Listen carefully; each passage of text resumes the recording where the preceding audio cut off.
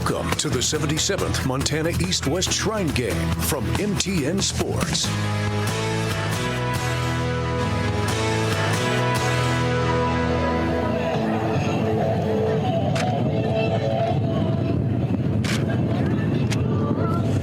Welcome to Daylis Stadium in Billings, Montana for the 76th Montana East-West Shrine Game. Now, there are a lot of all-star events on the summer schedule, but none bigger than this one. In fact, it's the oldest Shrine Game of its kind in the United States, and over the last decade, it's raised about $1 million for the expert orthopedic care provided by the Shriners Children's Hospital in Spokane, Washington. Good evening. Tom Wiley here down on the field. Greg Upham and Scott Breen will have the call at the top of the hour, but for now, I'm joined by Dante Williams in his first ever Shrine Game. And Dante, looking at the recent history of this, it's been pretty one-sided. Absolutely, Tom. In 76 games, the East actually holds the all-time series, 41 wins, only 35 losses. But, in fact, it's only the West that has won the last three, including a blowout last year in Butte, winning that one 45-13. 3 in a row. Let's see if they can make it 4 in a row. But, you know, both teams are full of stars. Both teams wants to win. Football, a very important part of this weekend. But it's not the main part. The Shriners Children's Hospital in Spokane provides expert orthopedic care, and this game is an effort to raise money and funds for the services that they provide. So all night long, at the bottom of your screen, you will hear and see the phone number, the website where you can make donations to help fund the care.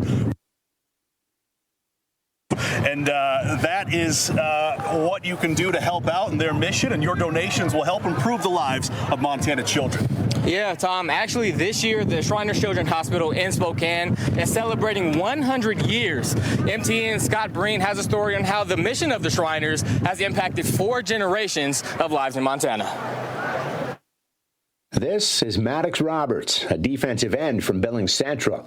This is his great-grandmother, Irene, who survived the 1920s polio pandemic thanks to the very cause Maddox will play for on Saturday, Shriners Hospitals for Children. She couldn't really use her right side of her body much, right arm, right leg, and she lived to 104, and like doing that, especially with polio, I'm really inspired by her. His brother Maverick and dad John are also inspired. All three will have played in the Shrine Affair that delivers additional inspiration to a family tree that may not exist if not for the dedicated Children's Hospital. She went to the Shriners in 1923 when she was 6 years old, and you know, a lot of kids, when they got polio, it was not a good result. Growing up in Helena, John was close to his grandma Irene. She remembered stories of really it being a gathering of young children, all with polio, because it was almost a quarantine type situation, and she would talk about playing with them. John would eventually marry Tara Thielen, and the Shrine Hospital story would grow. Her dad, Jim, was treated there for clubfoot. He passed away at 66 before Maddox and Maverick were born, but they still hear tales of his athleticism in football, basketball, and track. Mom talks about, you know, because he had the clubfoot, he had like the really small calves, but he was super fast despite it. The feeling is Grandpa Jim and great-grandma Irene will be watching Saturday as Maddox embraces the Shrine family legacy. It's an all-star game that Montana alone, over the last decade, has funded over $1 million to the hospital, most of any East-West Shrine game in the nation. Maddox will pull on this yellow jersey trying to repeat Maverick's East win 5 years ago. Dad won it playing for the West, wearing red back in 1993. So what happens if John breaks out that red jersey Saturday night? I'm fine with it because I know he'll always root for my side. You know, go yellow.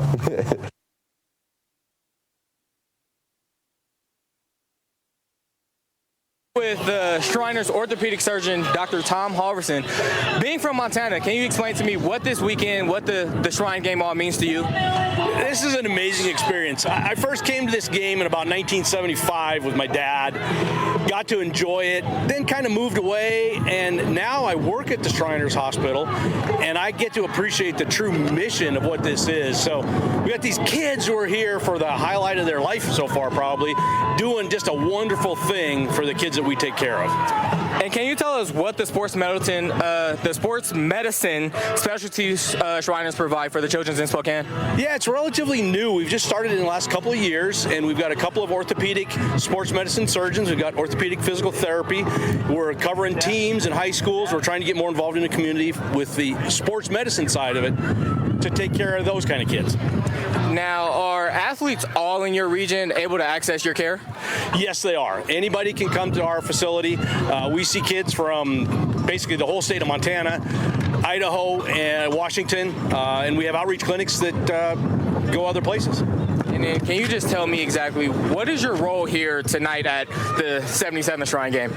Well, I'm here to help out with the medical coverage on the sideline if it's necessary.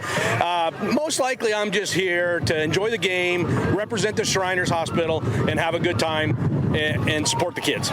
Of course, the kids is the biggest deal here. I hear rumors that if you do a little dance, you know, watchers may be entitled to donate a little bit more. Can we get a little bit of a dance out of you? Oh, that is the last thing you want to see. It's all right. Well, we hope that they all donate anyway. Coming up after this, we'll be able to go through all the talent that's here. Tom and I will be going over the talent on the Shrine rosters for the East and West teams.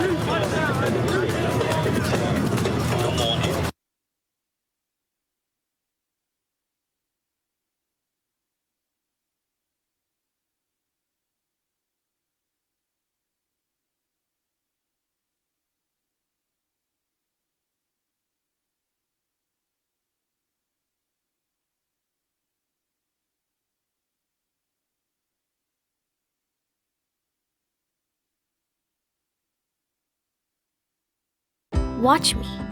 Watch my first step turn to leaps and bounds. Watch me. Want live TV for free with no subscriptions? Meet Tablo. Purchase a Tablo and you can access over 90 free channels. Watch the primetime shows, local news, and live sports you love for free, including all of the top networks. With Tablo, you can record, pause, and replay it all because Tablo's built-in storage lets you record over 50 hours of content to watch when you want. Setup is easy. Just connect Tablo to the included antenna and to your Wi-Fi. Tablo then sends the TV signal wirelessly to any compatible device, anywhere in your home. And 0 monthly fees, subscriptions, or contracts. The best TV is free TV. Get a Tablo Total System with the device and TV antenna at an incredible low price. You'll also receive free shipping and a 30-day money-back guarantee. Tablo. Pay once and watch forever. Order now at TabloTV.com or these popular retailers. Watch me. Watch me shine with every snap. Born to move fans, to cheer and clap. 2 different legs, that's how I play. One built from science to help me on the day. Between these lines, I'm all heart and muscle. Don't stare too long, you'll miss the hustle. Watch me. Pioneers in prosthetic technology at Shriners Children's. The most amazing care anywhere.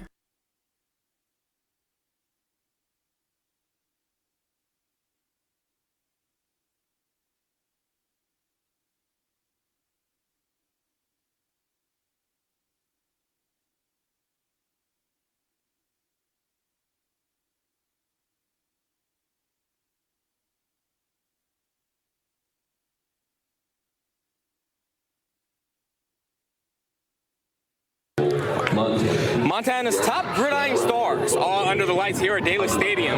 Tom and I are going to rifle through some of these lineups so you can get a feel for the level of talent here in Billings. We're going to start with the East team. The guys running the show, Adam Balkenbush, a 3-year starter for Billings Central. If there's anyone that will leave it all out there tonight, it's him. He's heading to MSU, but will not be playing sports, so this is his last game for the foreseeable future. And Thomas Buchanan, he's undecided on his football future, but he has options elsewhere. His family owns a financial business here in Billings, but he's also taken a liking to becoming a dentist after his uncle and grandfather. Diving into those skill players. Benjamin Falkowski, he's the Calgary selection for this year's East squad, and with the speed that he brings to the wideout position, he can create a lot of matchup problems for that West defense. Not to mention Rocco Lencioni from the state champion Bozeman team. Had nearly 1,000 yards receiving this season, and he's headed to play for the Cats. Taking a look at the big guys up front. Lots of talented guys, but one that stands out is Landon Thompson. He helped Fairview to an undefeated state championship, but that's not all. His offensive line didn't give up a single sack this season, and he helped the Eagles rush for over 220 yards a game. Hopping over to the defensive side of the ball, in that secondary, you can find find guys like Mason Deathman and Ethan Triplett. Both guys have made multiple state championship appearances, so they know a few things about winning. And the guys that'll be in the box tonight, Cooper Collins, a Great Falls kid. He excels at getting into the backfield as he led the AA in sacks this season. And he's a smart kid, too. 4 years on the honor roll, and he plans to study health sciences at Carroll. Then you have Tice Casterline. Put him down in the history books. He's the first player to ever represent Lockwood in the Shrine game, helped his school to their first ever playoff appearance, and holds a couple of school records in track as well. We'll start with the West quarterbacks. Carter Kraft and Key Christensen, both incredible athletes playing their final game under center. Kraft signed to play linebacker at Sacramento State, while Christensen, a state champion at Dillon, will play receiver in Montana State. Now, the last time he stepped on the field, he scored a walk-off two-point conversion for the Beavers in the state title game. Take a look at the skill players for the West. Size jumps out. Sentinel teammates Grady Walker and Daniel Sermon, 6'4" and 6'6" respectively, both heading to the University of Montana next year. Joey Sandberg of Missoula Big Sky led Class AA in rushing in 2023. How about the big fellas up front? We're going to highlight the two dozers from Jefferson. Dalton Noble, one of the top recruits in the state, flipped from Army West Point to Montana State. His Panthers teammate Taven McMaster is the biggest dude on the West roster at 6'3", 280. He'll play for Carroll College next year. The linebacking core features several Frontier Conference commits and state champions. Libby's Jace DeShazer, a state wrestling champion for the Loggers. More on the West defense. Talk about multi-sport athletes here. Glacier's Isaac Kime will play tight end for the Grizz. He's also a state swimming champion. Meanwhile, Andrew Burrows of Hamilton will join the Idaho State track and field team. He's the state A discus champion. And Eureka's Tristan Butts in the secondary today, but he'll play baseball at Division III Whitworth in college. And there's a look at your rosters. Now, when you think of the Shriners Children's Hospital in Spokane, you think of the expert orthopedic care they provide, the kids with cerebral palsy. But I heard Dr. Halverson say earlier in this broadcast, the sports medicine program is a huge emphasis as to what they do these days. And that's something that a Billings West standout learned firsthand after an unfortunate injury in last year's game. The injury occurred during the second quarter of the 76th Montana East-West Shrine game in Butte. I was just kind of chasing after the quarterback, and then next thing I knew, someone flew into my leg. I kind of knew what happened right as soon as it did happen. I tried getting up, and I couldn't get up, so that was a bummer. And I knew that right as soon as it happened. I probably broke my leg. Garcia suffered a spiral fracture and dislocated ankle. A tough break, literally and figuratively, for the Montana Tech football signee. Pretty much the first thing I thought about was football, and oh shoot, I'm probably not playing for a while. Chris and his mom were at the Shriners Children's Hospital in Spokane the very next day, and that's where surgeon Dr. Glenn Baird stepped in. So it was the outer bone of the ankle called the fibula, which is a common bone to break, and so we did a surgery that involved putting the bone back together and using a surgical plate and some screws, which is a pretty straightforward thing to do, and then from that point it's all Chris. In keeping with the Shriners' mission, it came at no cost to Chris or his family. You know, that was a really big blessing, having them take care of everything for me. I mean, that was, I mean, also one of the biggest concerns about it was like, geez, this is gonna like cost a crazy amount of money.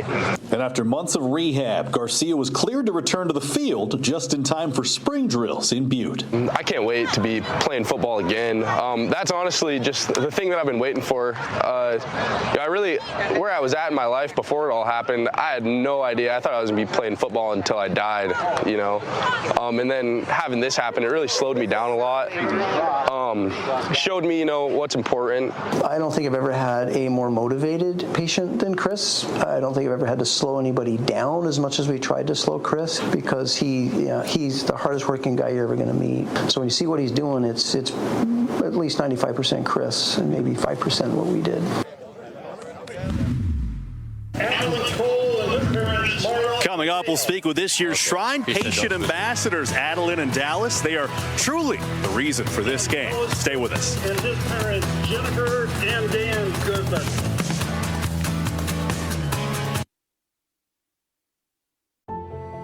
Watch me. Watch me grapple, move, and pin. When I hit the mat, don't underestimate the grin. I've got state championships and medals to show, but it's about more than just winning. This you should know. Overcoming odds through therapy and care. The road was long. Now opponents beware. Watch me. Game-changing sports medicine at Shriners Children's. The most amazing care anywhere. So how exactly is Northwestern Energy delivering a bright future? By making sure your lights come on every day. And providing new ways to help you save. By adding critical infrastructure that allows our communities to grow. By dedicating time and resources that ensure our energy's reliability. And decreasing our emissions until we reach net zero.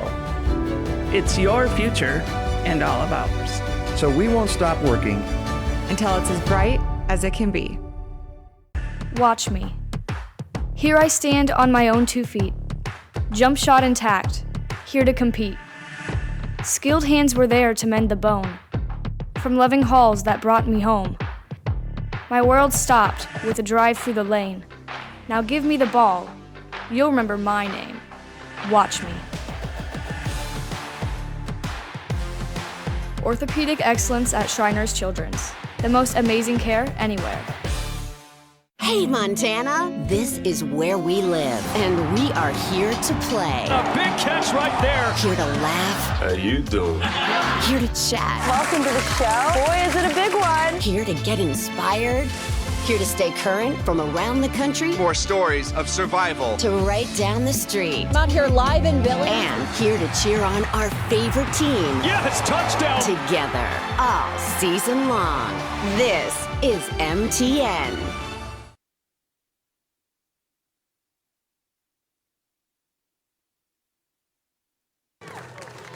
Welcome back to Dalis Stadium. We're inching closer to kickoff, but the festivities truly kicked off Friday night at the annual Montana East-West Shrine Game Banquet, featuring a full house at the Billings Hotel and Convention Center. Players, cheerleaders, and shrine temples were recognized, but the best of all, we raised nearly $20,000 from the live auction. But that's just a start. We're hoping that number will climb tonight. Call that phone number, visit that website, and keep those donations coming.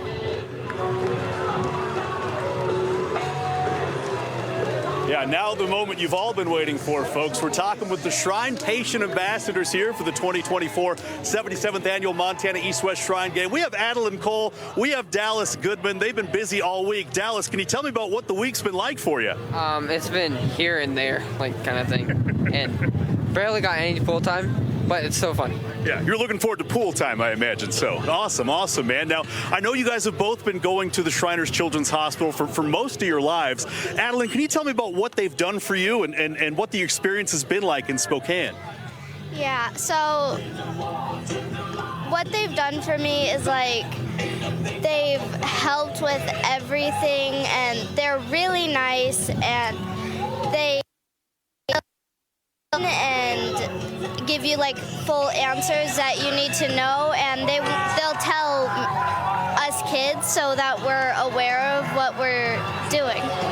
That's awesome. And now you've been part of cheer camp this week as well, right? What's that been like, Addie? Well, it's been really fun because I haven't really been able to cheer for 2 years, so it's been really fun. Very cool, very cool. So that means that you guys both kind of picked a team, right? I think you're West or East? You're the East ambassador, you're the West ambassador. All right. What do you think? Do you have a prediction for this game? Is it going to be fun? What do you think? Well, it's obviously windy. I think it's going to be a good game. All right. Do we have a cheer? Can you tell me whatever cheer you guys have been doing so far this week, Addie? Well, we've been doing a lot of cheers, but we're going to start with a dance to Shake It Off by Taylor Swift, and that's really fun, so. And I think that's a perfect note to end it on. Adeline, Dallas, thank you guys so much for joining us again. This is the reason for the Montana East-West Shrine Game, is helping out patients like these ones and helping out Montana kids. We'll be right back with the start of the 77th Montana East-West Shrine Game.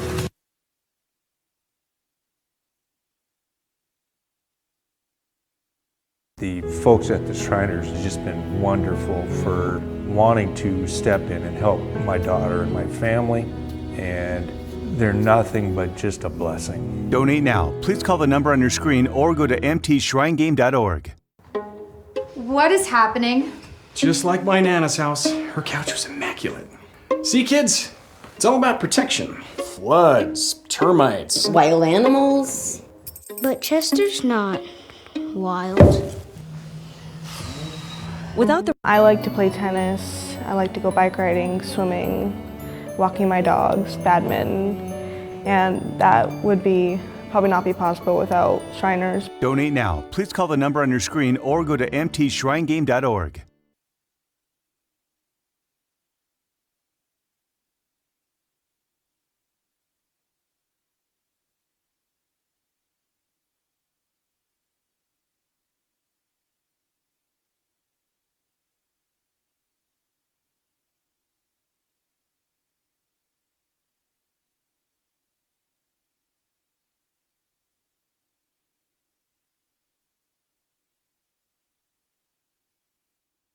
The following is a special presentation of MTN, the Montana Television Network.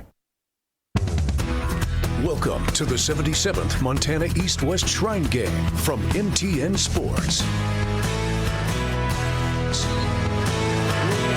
Greg Upham at Dela Stadium here in Billings, Montana, and welcome to your 77th annual East-West Shrine football game. That steals the show here tonight. And Greg, your thoughts early on. We had a heavy gust of wind just over an hour ago. It seems to have settled here in time for the kickoff. Well, I'll tell you what, this is shaping up to be Eastern Montana versus Western Montana, because in Eastern Montana you think agriculture and John Deere tractors, and Western Montana you think speedboats and fast water, right? and the West brings speed and the East brings power. So we'll see how it ends up in the end here. This is a great matchup tonight.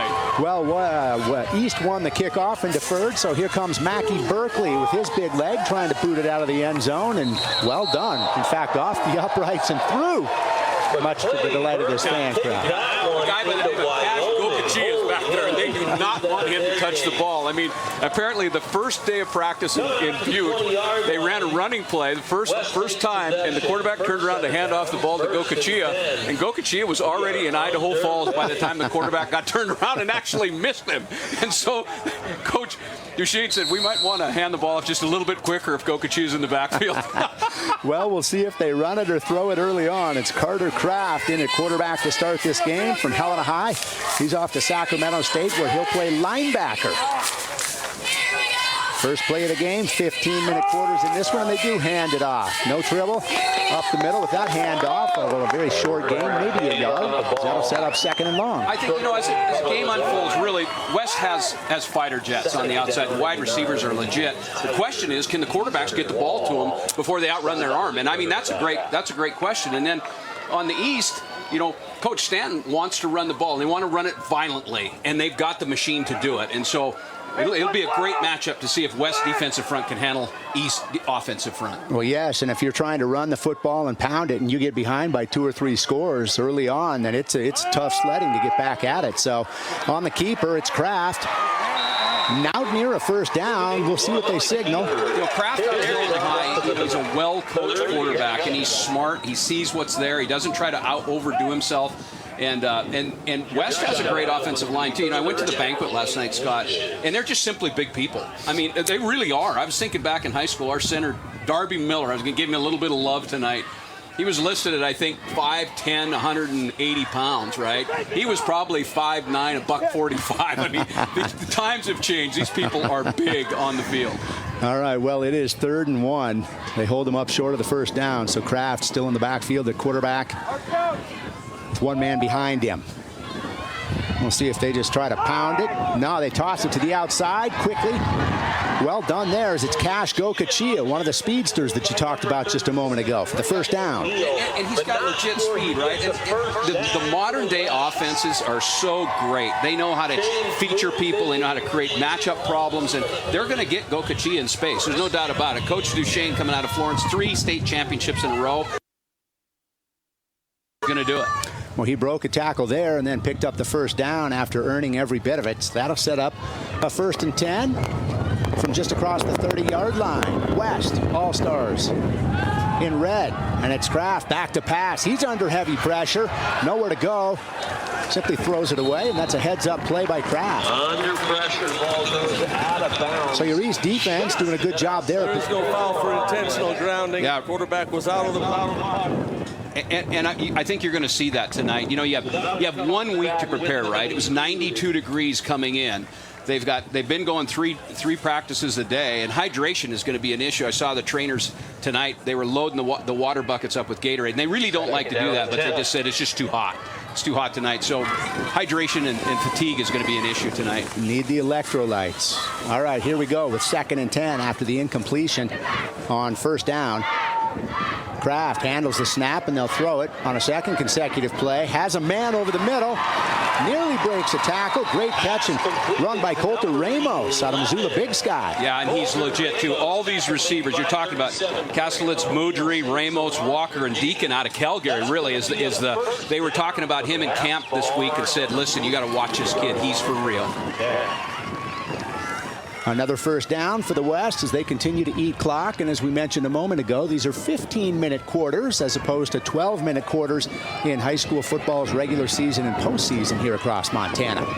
So we're approaching the 12-minute mark now, and a 1st and 10 as the West approaches midfield, and it's another handoff. There goes Gokachia to the outside.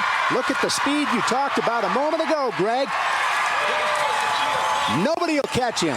No. I mean, touchdown, Gokachia. Yeah, perfect example, right? Case in point. Gokachia in space. He just outruns everybody and scores a touchdown. Just like that, right? And now, what Stanton's saying is, hey, we cannot let them get out in front of us because we are a slow offense that's going to wear you down.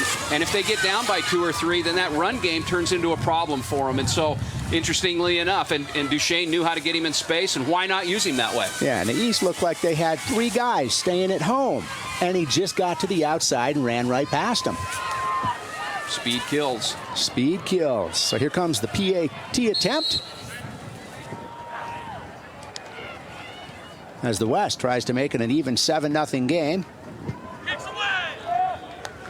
Joey Sider, our man downstairs for the telethon, said they've had a great start. $6,200 already. Hey, that's fantastic. That's outstanding, and everybody that's contributed to the game it's a great benefit, as we've talked about, and everybody doing their part, and you know, the athletes coming in and doing their part, and it's just a great cause, and you know, you get a chance to see the kids and the impact that it's having on them, and so we want to thank our donors and our team downstairs, and you guys are doing a great job. So $6,200 to start the game. Thank you, everybody.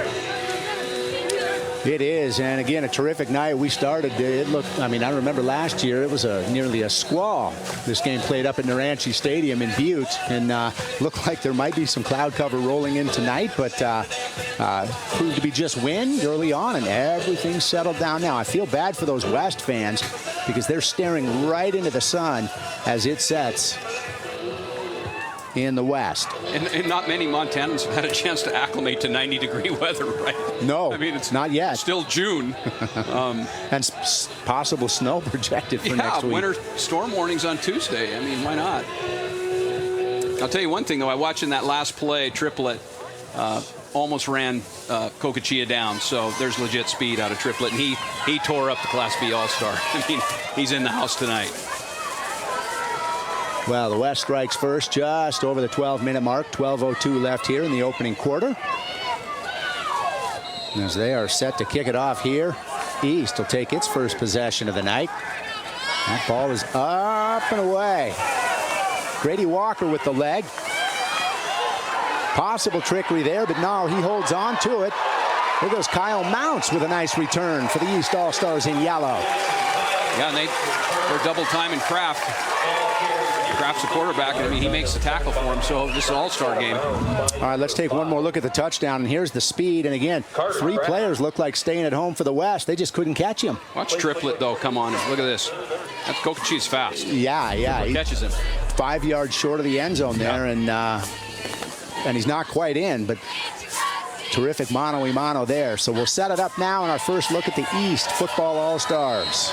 I think Coach Stanton wants to right in and come at you. You know, we'll see. You know, you got Buchanan at quarterback. He's a big, tall kid. Loves to throw the football. So we'll see how all this meshes up. He's a good one. His dad threw the football for Billings Senior and then at Montana State. And what they do first is hand it off there. for very little gain. Running backs for the East, too. You know, you got Miles Well out of Hardin and Aiden Lammers out of Shepherd. And Lammers set the rushing record last year at 300 and some yards in one game. I didn't get a chance to see that, but he's legit.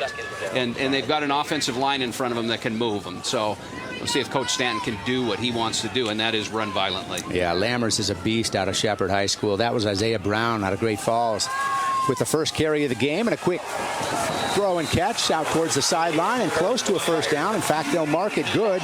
Nice job on the reception there for Rocco Lencioni. Yeah, great. How can you not be a great football player, Rocco Lencioni? I covered the Crosstown Gallatin Bozeman game, and he lit it up there. All right, Buchanan, as they'll go a little bit of hurry-up offense here. Another handoff. It's Lammers again, this time with a much bigger gain as he crosses the 45-yard line, close to 46. Now let's pick up a 5, and if they can get 1st and 5, that's fine for Stanton. That's just fine. He's just going to wear you down, and that's the threat of a team that can run the football, is they just wear you out, especially if it's 90 degrees. Like on the field, it's probably over 100. Yeah. Right? I mean, we do have some wind, but it's warm. It's very, very warm.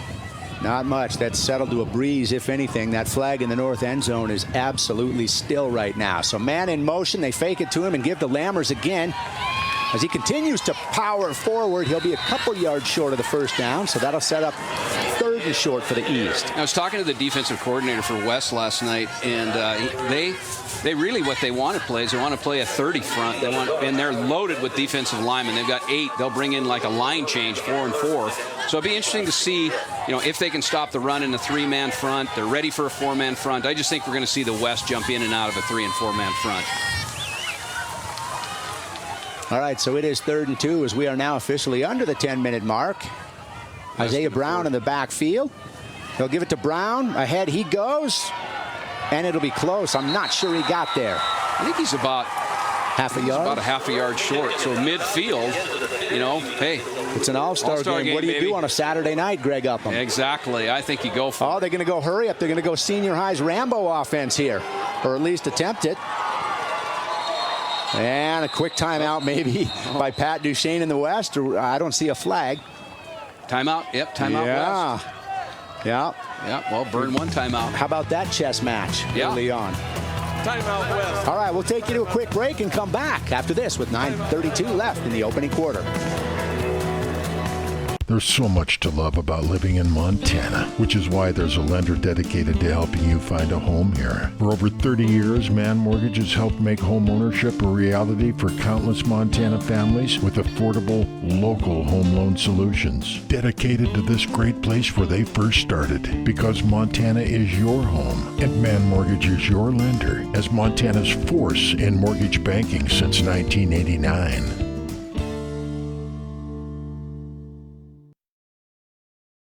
Watch me. Watch me shine with every snap. Born to move fans, to cheer and clap. 2 different legs, that's how I play. One built from science to help me on the day. Between these lines, I'm all heart and muscle. Don't stare too long, you'll miss the hustle. Watch me. Pioneers in prosthetic technology at Shriners Children's. The most amazing care anywhere.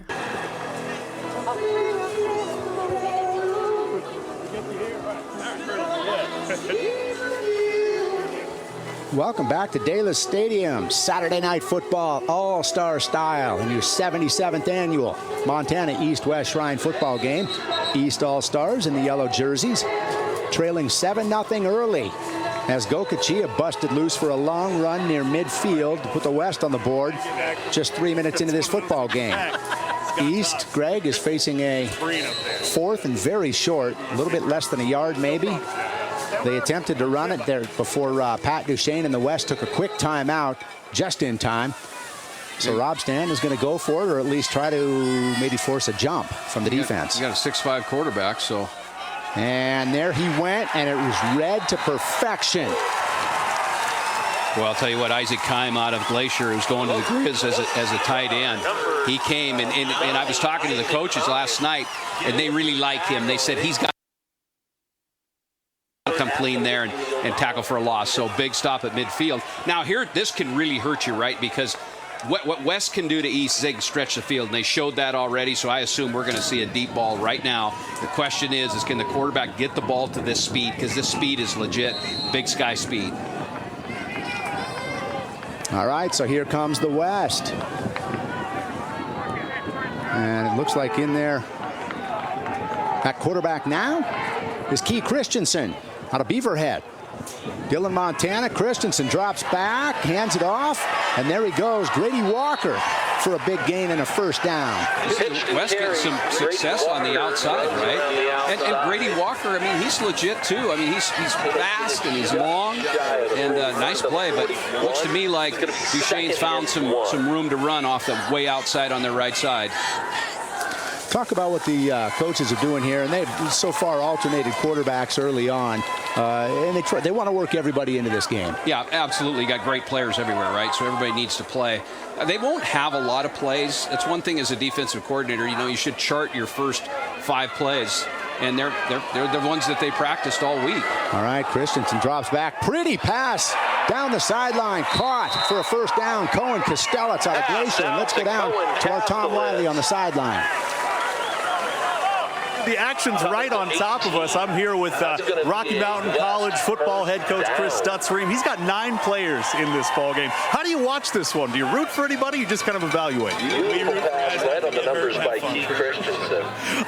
Just this showcase for Montana football players. I mean, obviously every Frontier Conference school, Big Sky schools here, they have players represented. I mean, how proud are you of the guys who've made it to this game that are going to be suiting up for you in the fall? Well, I think it's great for everybody. You know, suiting up across Montana. I mean, it's the longest game for Shriners across America. What the Shriners do for everybody and their families across America is phenomenal, and to be able to keep this going this long. But we're excited for the guys who got playing. It'll be a lot of fun, and they'll be back for workouts and on campus in July. Yeah, it always helps when that rotation's right in your backyard, right? You don't have to travel for this recruiting. Just kind of check it out. Yeah, I'm 4 miles from home and had dinner at the house and got the coaches here, and so it's good to see the other coaches from the conference here, and just excited for these guys. All right, appreciate it. We'll see how this one turns out. Scott, Greg, back to you guys.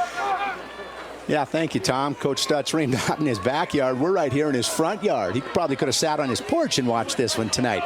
Christensen kept it on that last play, so that sets up second and about 4.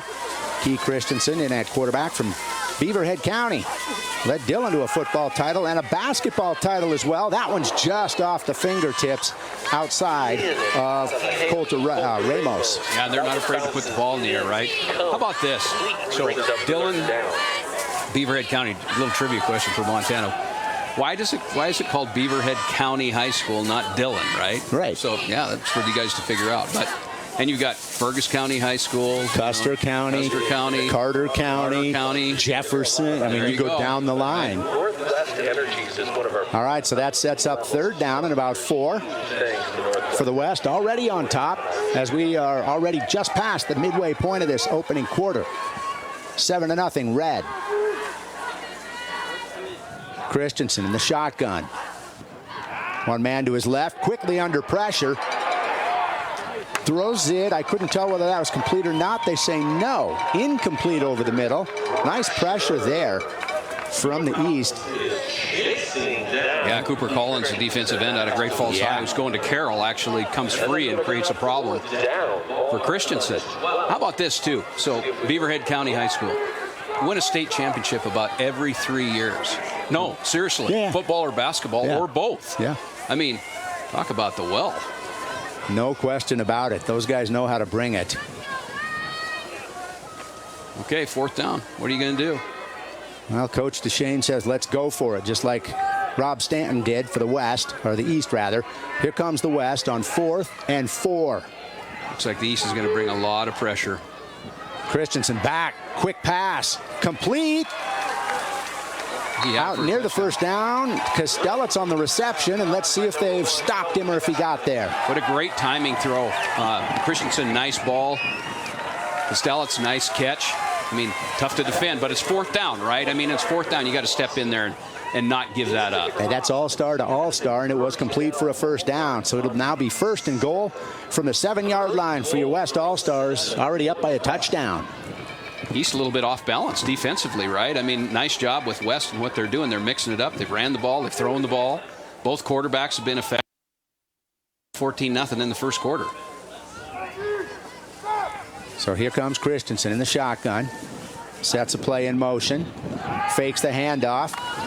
Keeps it. Past the 5-yard line. Not going to get home, though, as he's got about half the distance he needed. So that'll bring up second down and continue to eat some clock here as we're approaching the 6-minute mark in this opening quarter. You know what we're seeing on both sides of the ball, and it will improve as the night goes on, but it's this true speed of tackling. They haven't had a chance to really tackle, right? They've only been practicing for 4 days.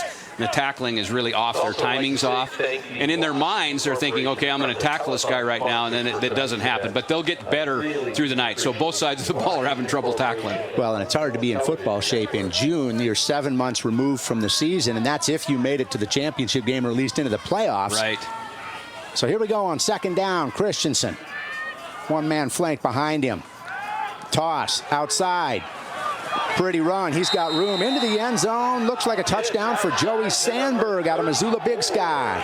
Well, I'll tell you what a nice, he is a really, really good back. He runs in space very well, and you can see that. But one of the things that I think Duchesne is doing very, very well is he's putting players in space, and East is having a heck of a time defending him. And East has the players, right? It's just, and that's what I like about the football game right now, is it puts athletes in space and it says, go play. So here comes Mason Couch out of Whitefish. He's headed to Montana Tech. Left-footed kicker. On for the PAT. That took Splits the uprights. It did it not? Yes. So there it is. First 2 possessions, 2 touchdowns for the Red. West on top, 14-zip. So how exactly is Northwestern Energy delivering a bright future? By making sure your lights come on every day. And providing new ways to help you save. By adding critical infrastructure that allows our communities to grow. By dedicating time and resources that ensure our energy's reliability. And decreasing our emissions until we reach net zero. It's your future and all of ours. So we won't stop working until it's as bright as it can be. Watch me. Watch me grapple, move, and pin. When I hit the mat, don't underestimate the grin. I've got state championships and medals to show, but it's about more than just winning. This you should know. Overcoming odds through therapy and care. The road was long. Now opponents beware. Watch me. Game-changing sports medicine at Shriners Children's. The most amazing care anywhere. Background check, but you can go home with the beef of the hog without anyone even knowing. We got 2 chances for a half. Welcome back to Daly Stadium here in Billings, Montana, mid-June for your East-West Montana Shrine Football All-Star Game. It's West out on top, 14-0. 2 possessions, 2 touchdowns for the guys in red. I think we've got to look at that last touchdown. And here he comes. Yeah, he just reads it, right? He just gets in space and goes, and he's legit, as I said earlier. I mean, this I've watched him play a couple regular season games, and he knows how to run in space. You know, that touchdown set up by that 4th and down at midfield. Fourth down, right? It sure was. Don't forget that. When the East went for it on 4th, and then the West did go for it on a 4th down as well down there and got it maybe by the hair of a nose, but ultimately it pays off with Joey Sandberg's touchdown run. Sandberg out of Missoula Big Sky, and nobody's heard this for a while. Or the hair of your chinny chin chin. There you go. I'm old enough to remember that. I know. I wouldn't admit it, but that's it. So there's a bunch of people sitting at home that, yeah, I remember that. Yeah. Now Grady Walker. Grady Walker to kick it off, trying to boot it out the back of the end zone. Gets it into the end zone, and they're going to return it. Once again, a fake handoff there, and they say he stepped out of bounds. Possibly. Ethan Triplett out of Belt. Might see a little bit of difference. I would assume we'll see Balkenbush come in at quarterback from Billings Central. Right. See if that changes up their offense. I don't think it will. Let's hear if you approve. Shouldn't this early, right? 5:28 left here in the opening quarter. You've taken a couple of punches to the mouth. You know, still time to get up off the deck. Yeah, Coach Stanton's not going to blink here. He knows what he needs to do. He just needs to get the ball control in place, and it takes time to do that. It's Buchanan back in there at quarterback, so he'll play his 2nd consecutive series. West in their 30 front, so they're confident in it. 5 receivers for the East, and it's a quick toss. It's out of Harden. Picks up a pretty good amount of yardage. That'll set up 2nd down. Wide with it. Yeah, Terry Stanton brings will him want up to the that. 25-yard line. 24-ish yard line, 2nd down. And You know, the 3. East really has some big people. You know, the Jeske student kid out of Bozeman High, and Thompson out of Gallatin. Another Thompson out of Fairview. Zimmer out of West. Reeder out of Red Lodge. Short out of Columbus. These guys are big people, all 6'3", 6'4", 6'5", 240 to 280. And Buchanan hands this one off. This time, up the middle, it's Aiden Lammers. He'll be short of the 1st down, and it's funny because you talk about Torin Jeske, and I had a chance to visit with him yesterday about the helmet stickers. Always a fun tradition in these All-Star games. They trade off helmet stickers, and I asked him what his theory was on it and how he approached it, and Jeske said, you know what? He goes, man, I just try to pick up all the stickers of the schools I couldn't stand in the regular season. That's what he said, and he said he had Billings Senior, Billings Skyview, Billings West, and Gallatin, and he said he could find his Bozeman Hawks sticker somewhere down there in the bottom of it all. Quick release there from Buchanan, caught out in the flat, and that's enough for a 1st down. Nice catch and run by Lencioni again. Yeah, Rocco Lencioni out of Bozeman, and he's a game player too. I mean, he's a game changer going to the Bobcats. He's tough, like really, really tough. It was fun watching the Bozeman-Gallatin crosstown game because they were both really good. And used to seeing violent games. That one became violent. That was a great, great football game. Buchanan hands off to Lammers again, who picks up maybe 2 or 3. Could be a ball on the ground. Oh, no. West thinks, yes, that they've got it. Ball's fumbled and recovered. Boy, what a big turnover there. And you know who's having a game down in the pits right there is Isaac Kime. I don't know if he caused that fumble, but he has been disrupting all night long. They need to have a plan for him. He was the one that had the tackle for loss on the first down, and I think he caused this fumble. Let's take one more look at it there in the pile. It's tough to tell, and there is no replay, so tough to tell whether or not Lammers' knee was down. He came from Kime came from the outside, put his hand right on the football, knocked it out.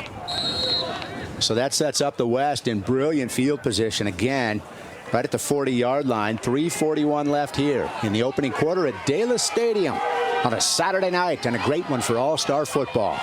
Kraft back in at quarterback.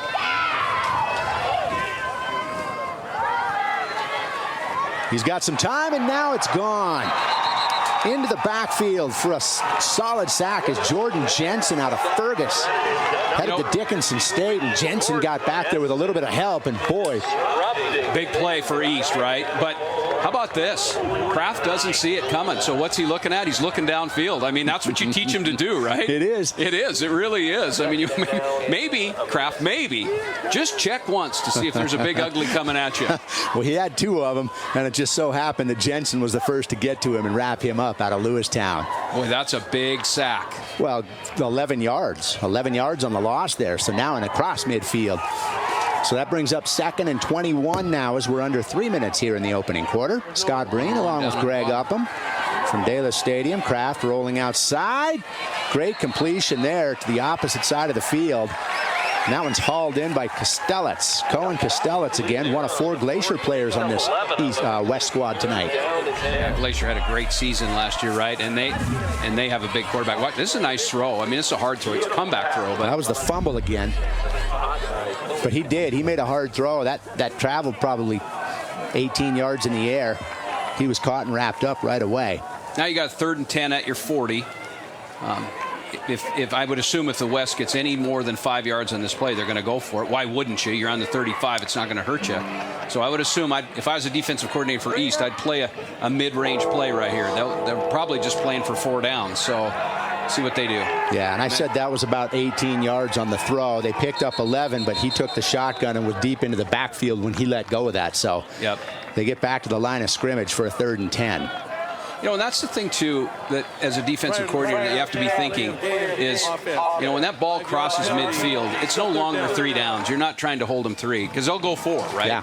Everything's amped. Everybody wants to score, and they do, and it's why the scores are higher. But as a defensive coordinator, you got to play for 4 downs anytime that ball crosses midfield. Well, Red whistled for a delay of game there, so they're penalized 5 yards. Kraft's going to keep it.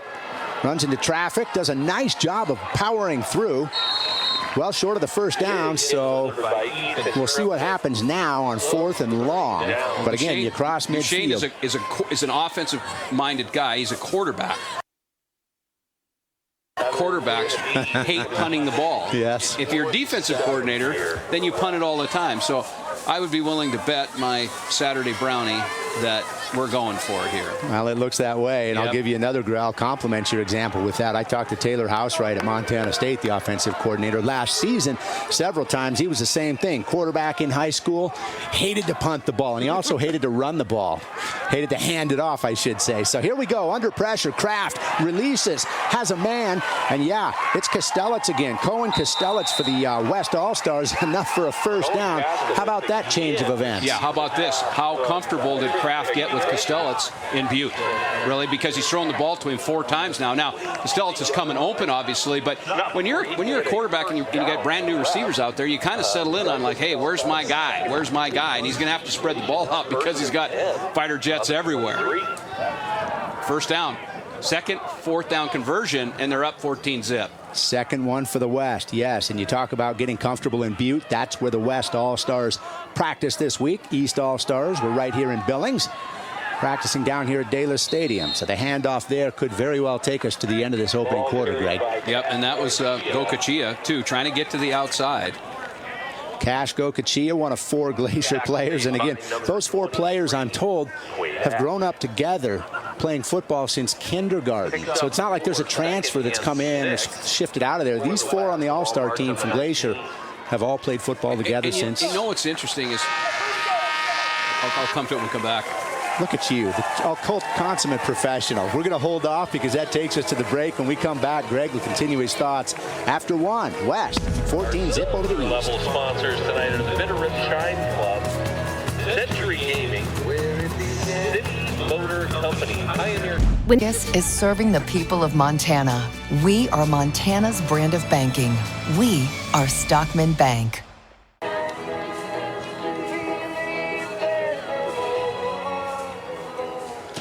And welcome back to Dalis Stadium as the sun starts to set, and we open the second quarter of your Montana East-West Shrine All-Star football game here at Wendy's Field. And West has the ball in the red jerseys, 2nd down and 6 as they are driving their 3rd drive of the game. They've scored on their first 2 possessions. You got isolated Walker up top. Carter Kraft in a quarterback, but a great read in the backfield, the defensive backfield, and a nice sack there. Well, tackle for loss by Quaid Ash. Nice play by Quaid Ash, and they need that. If I'm the defensive coordinator for the East right now, I'm talking to my guys saying, listen, you got to start playing. And you're, as a defensive coordinator, you got to make something happen, too. You've got athletes on the field because they can't go down 21-0. That's a bad situation for a team that wants to run the ball. So it's 3rd and 6 now, and should they stay here, I know they don't like to punt the ball, but would Pat Duchesne, as an offensive-minded guy, attempt a field goal here? You're saying nope? Well, you got wind behind you, right? Yep. So maybe, but they're in 4-down territory. Carter Kraft has some room to run, and that's quickly bottled up, but it'll bring up 4th and very short, maybe a couple yards for the West. Yeah, and Carter Kraft takes care of the ball. You know, his dad was a quarterback for the Cats, and Kraft, his dad played up in Cut Bank through all those state championships. Here we go, hurry up offense. They did, and it was a fake play, so to speak. Still powering forward. I think he may have gotten it. It's going to be close. It's going to be close. But they did. They lined up and had Christensen look to the sideline as if he was waiting for a play to come in. And very quickly, I couldn't tell who it was, but under center took the snap. Oh, what a great stop by the East. Huge. That is a big break. Huge stop for the East. A little bit of trickery, a little bit of bait and switch there from Coach Duchesne and his team. Yeah. You know, here's what you need. Let's take it to break real quick, and when we come back, 13:53.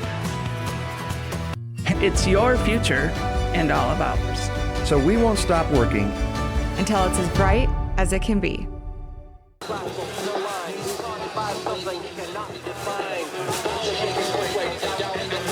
Welcome back to Dalis Stadium. Down on the sidelines, the shaded sideline, I should say. It's hot out. West on top, 14-zip, 3 possessions, and finally stopped there on 4th down. A great stop for Rob Stanton's East All-Stars in the yellow jerseys. So they'll take over deep in their own territory their third possession of the game, looking for their first score of this Saturday night. Now we'll have a change at quarterback. Buchanan saw action on the first 2 series.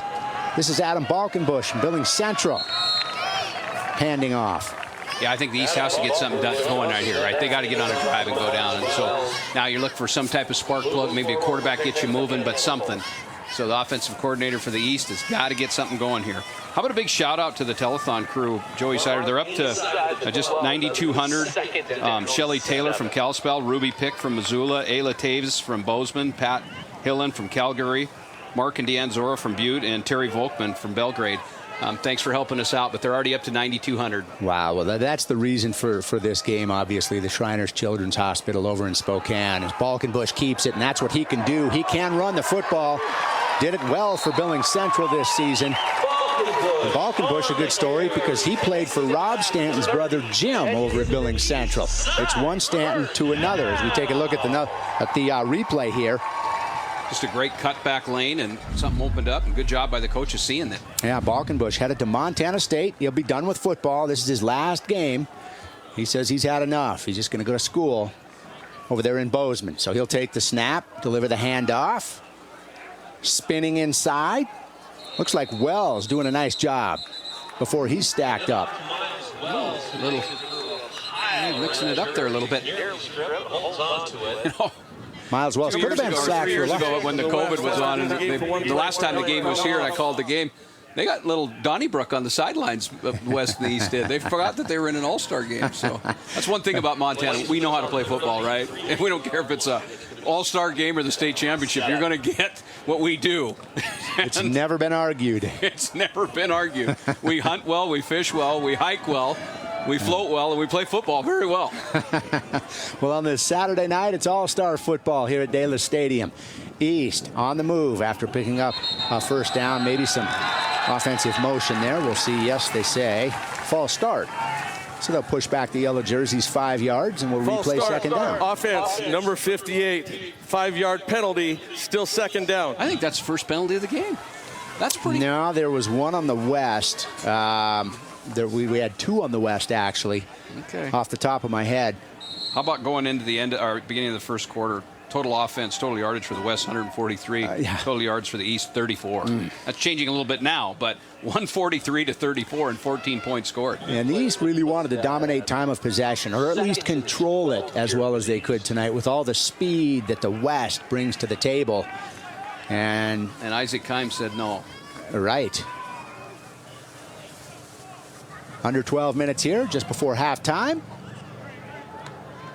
Balkenbush out of the shotgun. He'll keep it again. He's got some room before he's finally bottled up, stacked up by a barrage of West jerseys. Wow, look at him continue to go.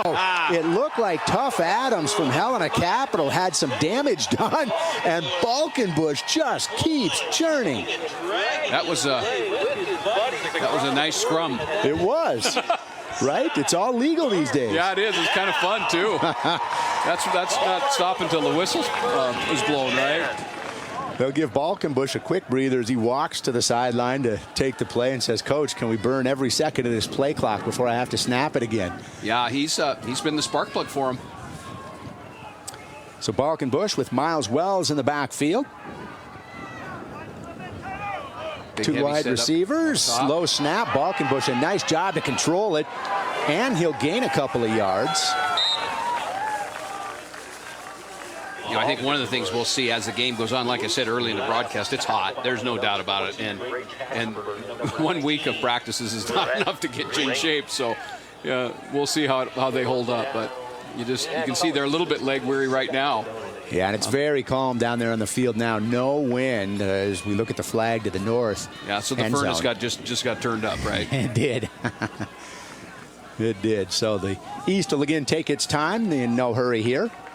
Give everybody a bit of a breather, and more importantly, keep the ball out of the hands of that West squad that's up 14-0. Yeah, West got the 4-man front now. They've had enough. Balkenbush under some quick pressure, and he'll be wrapped up this time. And well, it looked like his arm was going forward, but are they going to say his forward progress had stopped? I don't want to do that. You saw West bring some pressure up front, and the East didn't pick it up. Again, that's another challenge, with 1 week to go. You'll see West bring pressure from the outside. As we take a look at the replay here, it looks like they're going to spot the ball where he was wrapped up and say his forward progress was stopped. Intentional grounding, offense number 11. Wow. 5-yard penalty from the spot where the ball was thrown. Loss of down, 3rd down. So that'll clear it up for us. Head referee, the white hat, Tom Oberweiser tonight, telling it like it is for us. As billed, the West defensive front is wreaking havoc. I mean, they really are. And they're bringing it, too. The coaches are pinning their ears back and letting them go. And why wouldn't you when you've got that kind of athlete on the field, right? We'll see what they do here. Yeah, set up in a 3-man front here, and 3rd and 19. They don't want to give up the big play. Falkenbush with 5 wide receivers has to unload it fairly quickly, and he just chucks it downfield. Has a man waiting for it. Had a man waiting for it, and that was almost complete to Ben Falkowski, the wide receiver out of Calgary, Alberta. And Falkowski's a good story because for those who don't know, there are 40 Montana players on each roster and then 1 Canadian. As you take a look at this and watch Falkowski actually have to wait for this and come back. And he told us, it was hard to see there, but he told us earlier this week that what he was most impressed about early in workouts was the fact that he was down here and quarterbacks were able to hit him in stride. So he had to wait just a moment on that one as the punt there from Mackie Berkeley sails out of bounds at about the 40-yard line just across midfield. Yeah, nice play real quick before we go to break. Mason Kelch was the safety that broke that play up. He did a really nice play. Got back in a hurry. 9:42 left here in the opening half. West takes over, up 14-0 when we come back. Watch me. Game-changing sports medicine at Shriners Children's. The most amazing care anywhere.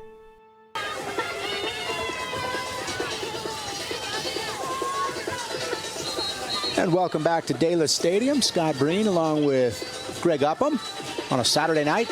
Montana's East-West Shrine football game now in its 77th.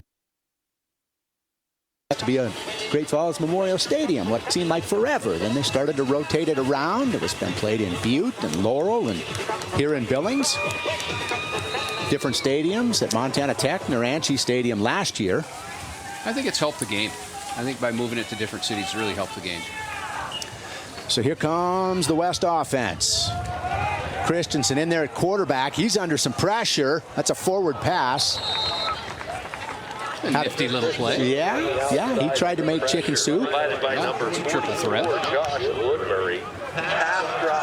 So that'll be 2nd and 10 now. 9:36 left here before halftime. The West doing a nice job of keeping East off balance. They've ran different plays, which is really interesting because you only have a week to practice, right? So it's not like you can put 56 plays in. No.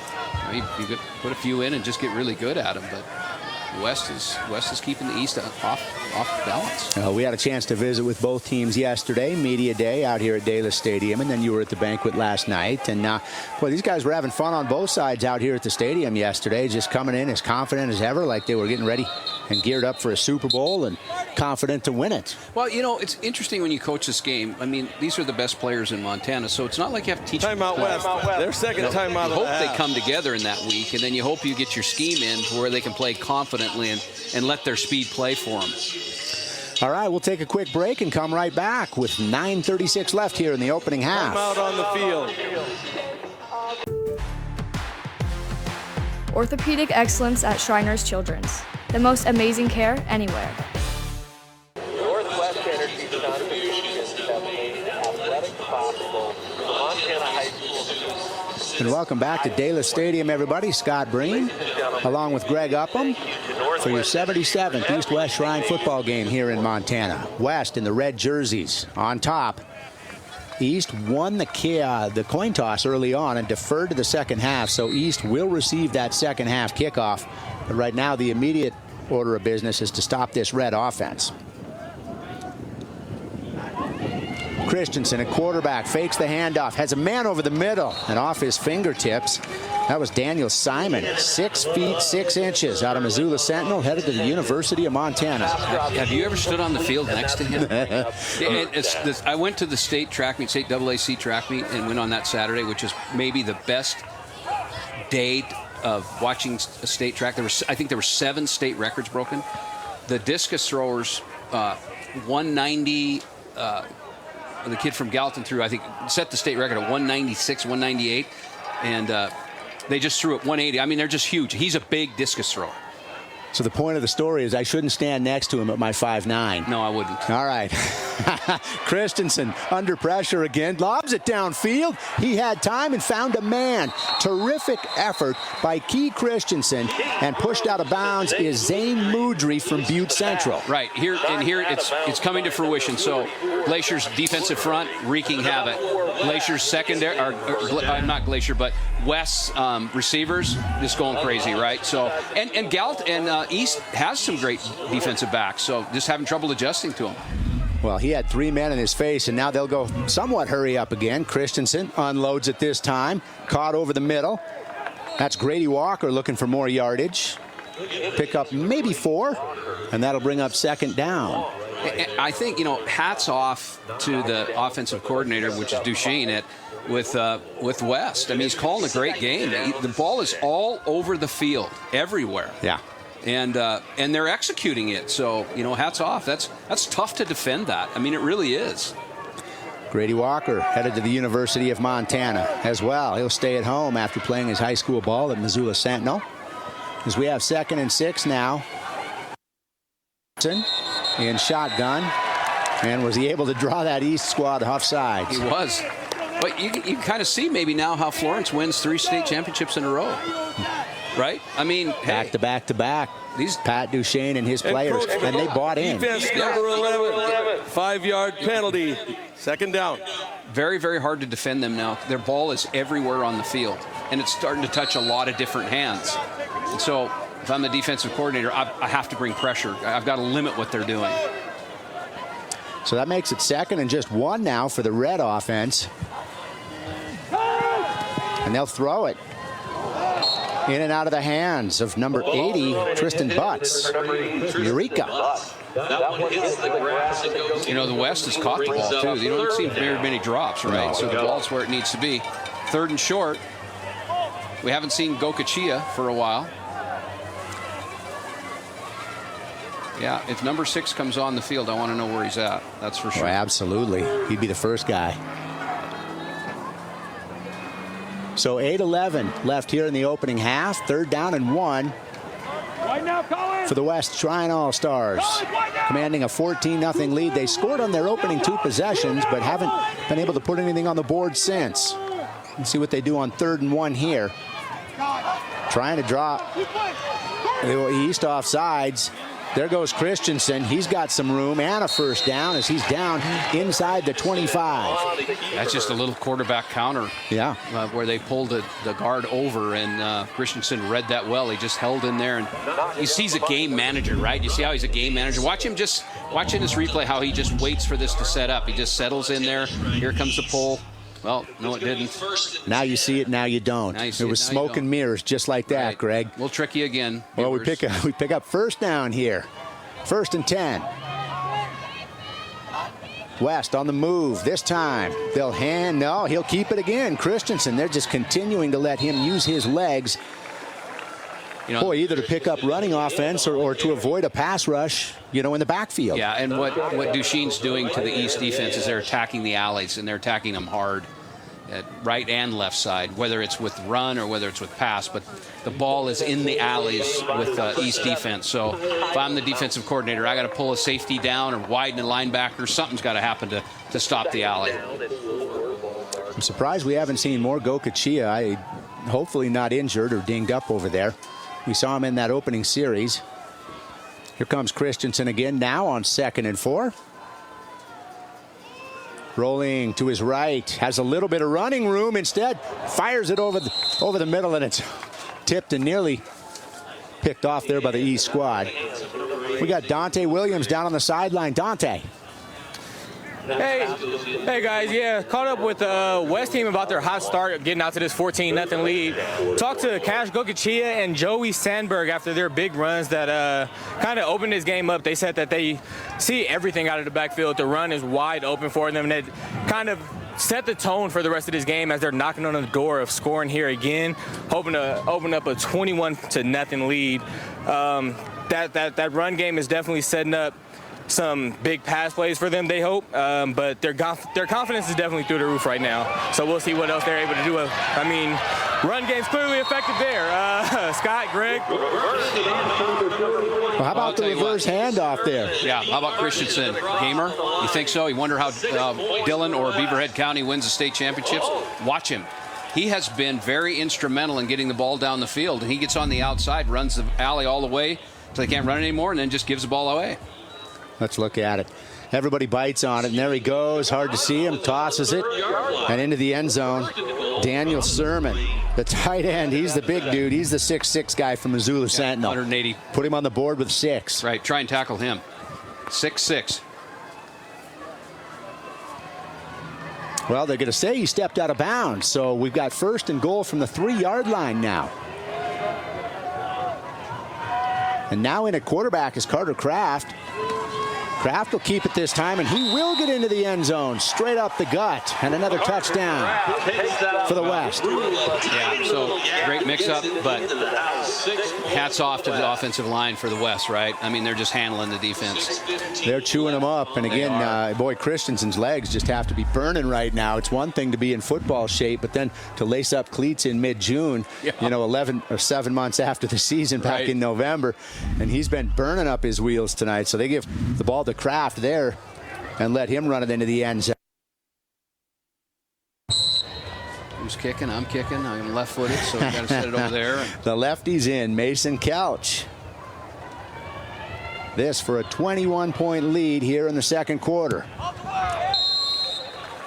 Ball is away. It is up, and it is good, and it is all West so far in this one. From Daylis Stadium here in Billings, 21-zip East on the receiving end. When we come back. Watch me. Game-changing sports medicine at Shriners Children's. The most amazing care anywhere. All on the raffle will be at halftime. Don't forget the draw for the raffle is at halftime. And welcome back to Daylis Stadium for the final 6:15 of this opening half in the 77th annual Montana East-West Shrine Game. Thank you for joining us. We're proud to deliver it. MTN Sports statewide and online streaming. Hello out there on a Saturday night to those of you joining us. And Greg, down 21-0. What does Coach Rob Stanton and his yellow jersey guys do now? I think you got to go on a drive. I mean, I'd sit down and talk to the offense and say, listen, guys, we got to score. And because they're down in points and they're down in time of possession.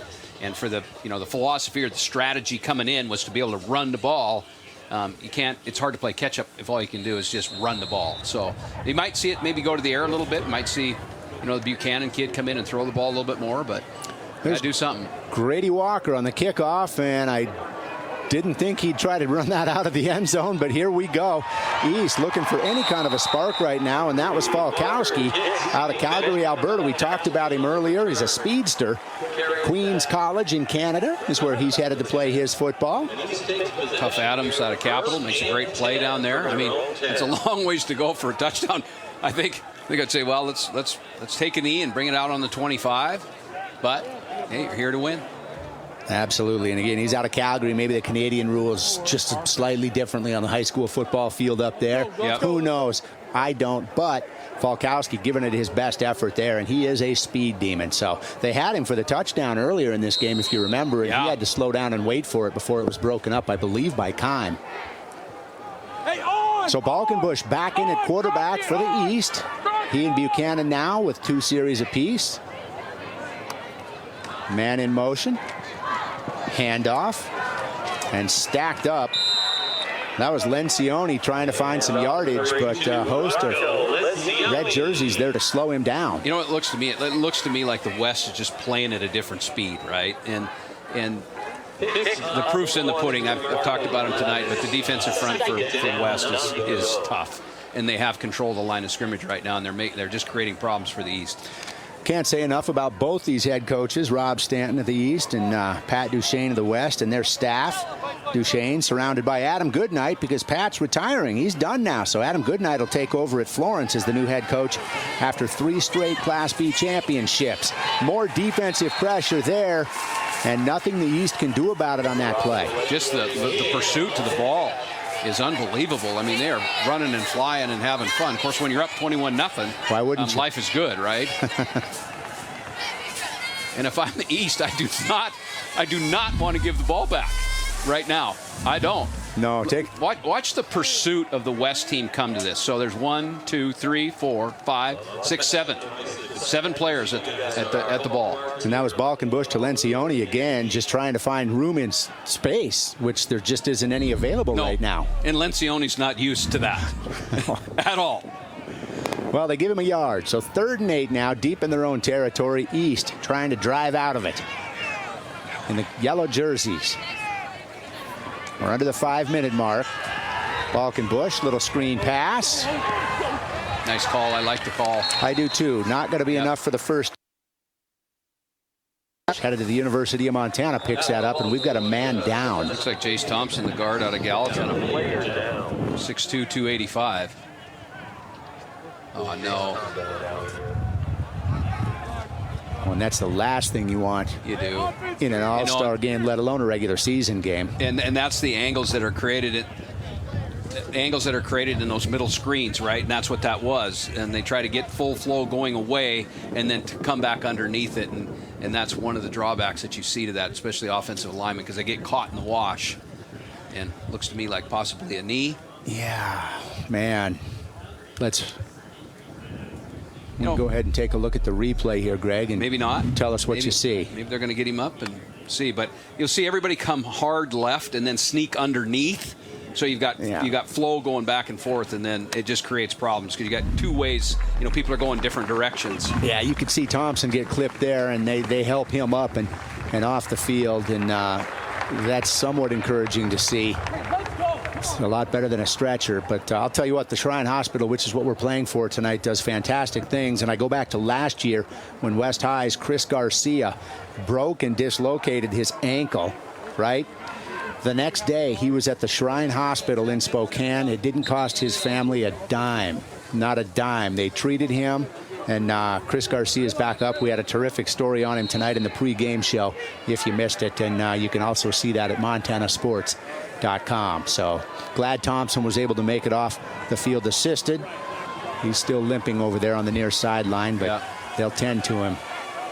Yeah. We've got 4th down and 3 here, and we'll see. They're deep in their own territory with 4 minutes and change left here in the first half. Will he take this snap, or is he just trying to draw them off sides? Balkenbush. Yeah, trying to get some time off the clock, really. It's 4th and 3. Go!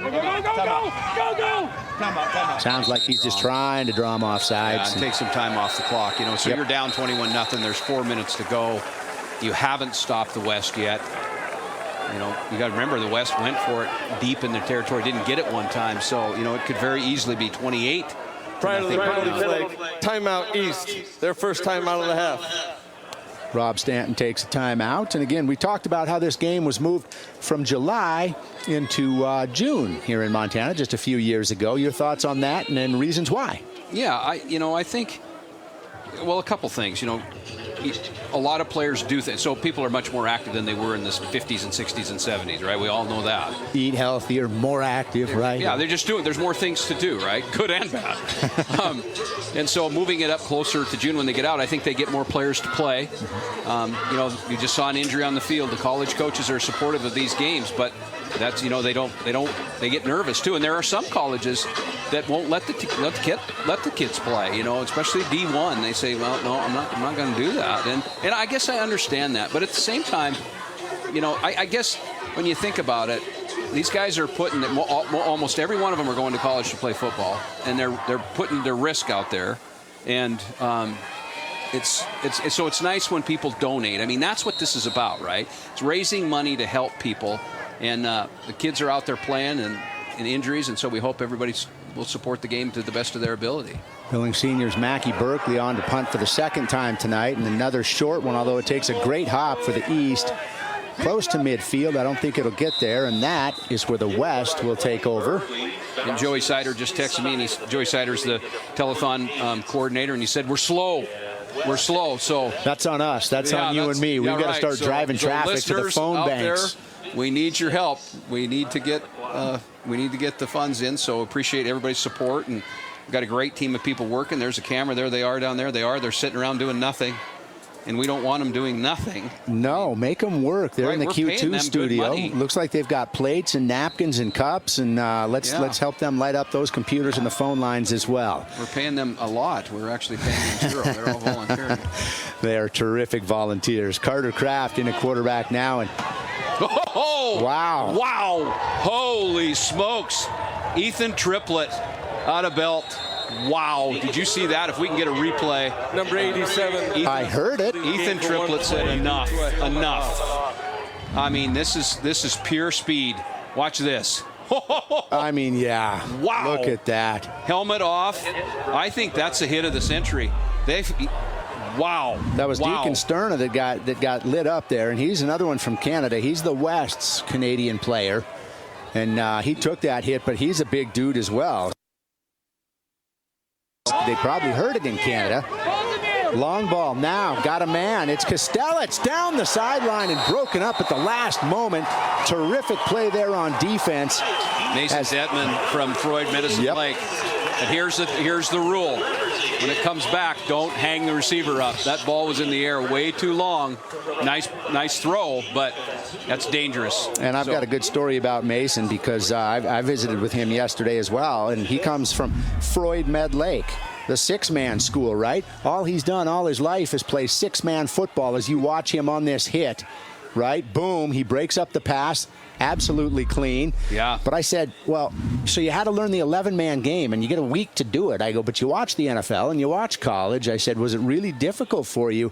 I mean, were there some intricacies there? And he said, yes, no question. He goes, schemes and all kinds of stuff. He said the playbook was thick. He goes, but I learned it in 2 days, and I was ready for it. And he showed there that he certainly was playing the right position. I think the East woke up. Don't you? It looks like it. I think Triplett said, okay, enough of this.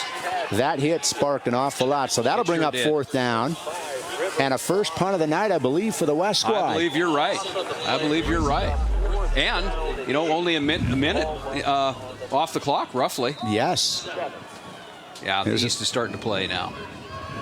Just a collective tackle there, and so now they will take a timeout. And I started to wonder why they would not. I thought, well, maybe Coach Stanton doesn't want to run the risk of getting deep in his own territory and then giving the ball back to the West. But he wants to take the timeout here and then try to drive down the football field. And Key Christensen will come out. He'll be the punter for West the first time tonight. Keep in mind, he's a quarterback who can run and throw, and he's shown both. And, you hear a lot about analytics in football, right? So it's data, statistics. And one of the big analytics in football is if you can score before half and get the ball back and you're coming out, it's a big, huge advantage to winning. And so they recognize that. If they can get downfield and get a score here, come out and get the ball again, pretty soon it's 14-21. It's a completely different game. Love him or loathe him, the NFL master at that was Bill Belichick, right? With Tom Brady. Let's march down, score, and then get that ball back to open the second, and boom, punch. And now the Kansas City Chiefs are doing it often. Yeah, well, there's two reasons the analytics work in that scenario. Mahomes and Brady. Right. Yes. Let's not get too philosophical, right? All right. I was just going down the road you led me. East about to get the ball back here, and it's 7-on-7. Number 7 will punt this thing away, presumably Key Christensen. And back to receive is number 7, Kyle Mounts from Gallatin High School, headed to Montana Western. What about a fake punt here? That's what I said. I mean, he's got the legs. He's a quarterback. He can throw it as well. Here we go. And they're on the east side of the football field. And Duchesne's coaching. Well, the punt's off and away, and they're just going to try to let this bounce into the end zone. It checked up nicely, but it did bounce in, so East will take over at its own 20-yard line. A little bit of momentum after the defensive performance there. Yeah, I think Triplett's hit. It, energized him. That play on first down. That would probably be Triplett's hit, maybe one of the top 3 in the history of the game. You just don't see that. No. You don't see the helmet fly off. You don't see the player go backwards. You just don't see that. And that happens because there's speed coming and power. Like a lot of speed. And you don't often hear it all the way up here in the booth. We're surrounded by glass. Our window is not open, and I could hear that thing from up here. So that was no question about it. A big hit from Ethan Triplett out of Belt, the small school, and he's headed to Carroll College, not far from home. Buchanan back in at quarterback over the middle, and here comes the East offense in no time. Just like that, he's still carrying tacklers with him. There you go, right? Here come the analytics. Picks up a first down. Now, in high school rules, the clock would stop right now. But, Greg, we're playing college rules. Yep. And it's the new college clock. rules. Right. Mike Cutler just challenged all Montana football coaches to a $100 donation. So Mike Cutler owns a couple state titles himself, right, out of Peaburg. And Buchanan quickly catch and release there, dives towards the first down. Not sure he got there. It'll be very close. That's Lencioni again. So Mike Cutler challenged all Montana coaches to $100. So let's see if you guys can step up. Buchanan with Miles Wells in the backfield. We're under 2 minutes now, and another quick catch. Yeah, that one to Mackie Berkeley, his first catch of the night from Billings Senior. East has one timeout left, 1:49. They're moving the ball. They woke up. They sure did, and they've got time now. They can buy a little time here. They don't need to rush anything. And they've got a great kicker. So it's Berkeley, who just caught that last pass and was incomplete there. That'll stop the clock, though, at 1:36 and give them a little bit of time to regroup here on second down. Yep, ball's on the, 34? 3 straight plays, though, 3 first downs there for the East. Yep. Big change here. Well, as you look, leading this drive. Buchanan back in the game. Yeah, this is his 3rd series. Adam Balkenbush from Billings Central's had a couple. Buchanan. They've moved the ball through the air. Yes. Right? They want to run it, but they've moved it through the air. Buchanan hands it off to Wells, and there he goes. He's got some room outside. Surrounded, though, before he picks up the first down, and he's kept in bounds. So a good heads-up play there from the Red. Yeah. That might have been an audible, too, really, because it opened up. There wasn't anybody there, so you might have given Buchanan the green light to call what he needed. He may have audible right there. 3rd down and about 4 yards. Buchanan, another quick pass, almost reeled in with one hand from Berkeley, and Berkeley will talk back. He's a kid that's not afraid to trash talk. Mackie Berkeley is senior high. Yep. They don't back down from anybody. Nope. No, they don't. I had a chance to ask him about it. He was a finalist for the Midland Roundtable's Athlete of the Year here in Billings. 5 male, 5 female athletes, graduating seniors, and he was one of them this year. And I said, how about the trash talk? And he goes, I don't know. Sometimes I just don't think very quickly in those situations, and I should just keep my mouth shut. That's what he told us. So he had a smile on his face when he said it. Buchanan has time, has Berkeley. And he's just a little too long for him. So that was a 4th down play, and that'll turn it back over with exactly 1 minute left to the West.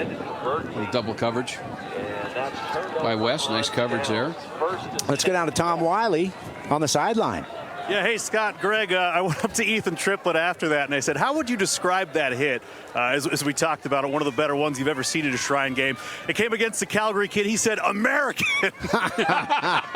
It's an American hit. So that's how they're talking about it on the sideline. Well, they fly the flag in the Belt Huskies, let me tell you. American, baby, American. Well, here we go. 1st down and 10 with just a minute left. And if you're Coach Duchesne in an all-star game up 21-0 on your own 28, 27-yard line, what do you do? No, he's not going to sit on it. There's no way. He's too good a receiver. Bringing it, tossed over the middle, and picked off. And that's why maybe you do sit on it for just a moment, but he decides to play it aggressively, and why not in an all-star game? Okay, so now, right, go score, East, right? You need to. Take advantage of that. River Wasson doing the damage there. 6'2" out of CMR, headed to Montana Tech. Let's go back to the replay here and see what Christensen saw there. He just underthrew it, I think. Yeah, I think he did too. It was a post route. Well, the defense is really giving spark and hope and breath to this East offense that just struggled to score here in the first half. But again, they do get the ball to start the second half. Now Buchanan airs it out. He's got a man. That pass is on the money. Looked like maybe the receiver got there early, and that's Hausman out of Glacier. Yeah, they want. Boy, the official was right there and didn't throw a flag. Stanton's on the field. Yep. That would have been critical. Now, it would have been a 15-yard penalty in high school. It's not where the spot of the foul is. Right. I like the call. The play call. Yeah, absolutely. It was a nice ball by Buchanan, too. Terrific pass. I'd love to see the replay if we have that there, but East will hurry it up a little bit. Drops back, unloads. He was hit as he released that ball. Field there was out of Missoula Sentinel, and he's going to Utah. 6'3", 230. Yeah, there you see Knowles. Looks like his name's already roughed up on the back of that jersey in there. That's about what their defense has done to the East tonight. Yeah, you got Andrew Burrows, a defensive end, 6'3", 245. He's going to Idaho State. He's in the know. I wonder if Buchanan will try to go back to that corner here. He's got... no, that's a lateral, and they do throw it downfield. Wobbly, and that's intercepted. Back the other way. Colter Ramos. Yeah, that was a lateral there, so he had to scoop that up. Could have run with it, chose to throw it, and just didn't. Kind of a duck through the air of about 25 yards. And as we look at the replay, I think you'll see 2 or 3 red jerseys in there. Yep. Nice play. Nice play is Mason Kelch. Kelch just goes up to get that. I thought it was Ramos for a second. It was Kelch again. Yeah, he's made some good plays back there, right? He had that breakup pass early in the second quarter and interception there. So they know how to play the deep ball in Whitefish. Well, now with 29 seconds left, what does Pat Duchesne get us out of the half here? We're still up 21-zip, but we have a better football game in the last 6 minutes. And no doubt about it. Yeah. Kraft is back now, and he unloads it. Oh, boy. That was off the fingertips, and that would have been a huge gain had Ramos been able to haul that in. Yeah, that was a catchable ball, too. Yes. It was a nice pass by Kraft. You know, that's another area where the game has changed. In the college game and the pro game, quarterbacks throw it up, and the receivers are so good that they could be covered. It doesn't matter, right? Yeah. They're just going to beat you. And you know, the scouting report on these receivers is the same thing. That's, you know, they're fast, and they'll go up and get the ball. So put it up to them. And as a coach, there's some confidence in that. So you can't be afraid of interceptions either. No. Because if you're going to play that way, then you're going to give some up. But these receivers can go up and get the ball. They can. And in college, you've got receivers who will also play defensive back if that ball's underthrown, and they'll try to rip it out of there. So this time they'll run it. That's Gokachia, I believe. Shifty, making moves. They're trying to catch him from behind. Yeah, he did it in the first half, and now he's done it from about twice the distance. That is absolutely phenomenal how he settled his feet at about 15 and slowed the defenders down and then took off. That is a special talent, a very, very special talent. Now he's a 10-8 in the 100 meters. So he's a fast player. That's a big-time play. Watch this. You don't get to see this very often.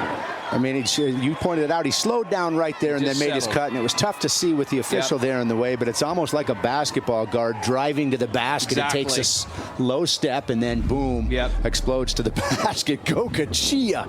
Wow. Boy, and, you know, you're the East, too, and you just put 6 minutes of good football together, right? But, hey, hats off to Duchesne, because we said, where's Gokachia? He wasn't in much, right? So now he is, and he goes to the outside in the alley where the East has had trouble defending, and he just outruns them.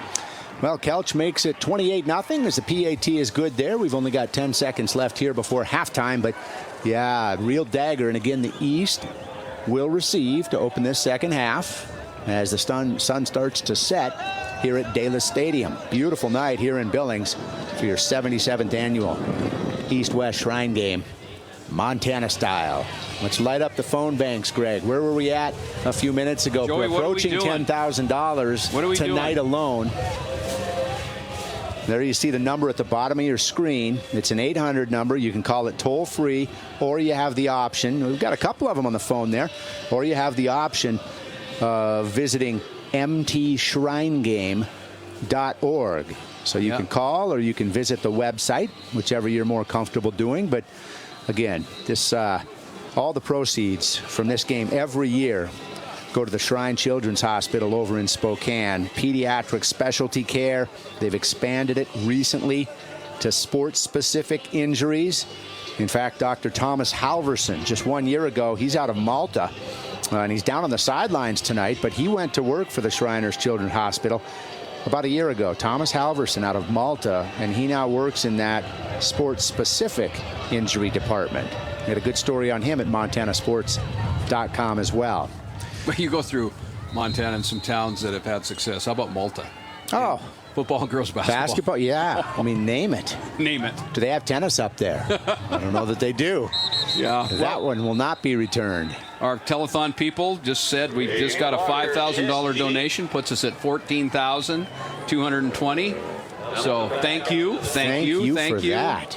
That's great. So $5,000 in one fell swoop. $14,220. Still need to keep going. Thank you, everybody, for donating. We sure appreciate that. Kids are doing their part on the field. As you look at some of the players down there and the schools in which they'll attend coming up, I think Montana Tech has the lead as I check the rosters, with 14 All-Stars in this game headed to Montana Tech. Dickinson State has 10, and we heard from Chris Stutz-Ream at Rocky Mountain College earlier tonight down on the sidelines. He's got 9 football players headed to school there, and 1 in track and field. So 10 total. Good thing. Dickinson State's sort of a Montana, an eastern Montana pipeline too, you know it? Well, it's, you know, Stanton's there. Pete Stanton, yes. You know, almost if you live in eastern Montana and you play football, eventually you're going to get coached by a Stanton somewhere, right? I mean, they've got the eastern part of the state covered. Well, it's another defensive stop in the backfield. Christian Knowles gets in there from Missoula Sentinel, and that takes us to halftime. The Red in complete control as your West leads it tonight, 28-0. Heading to break, East will regroup and receive the second half kickoff when we come back in a few minutes. Our cheerleaders and cheerleaders provide us with halftime entertainment.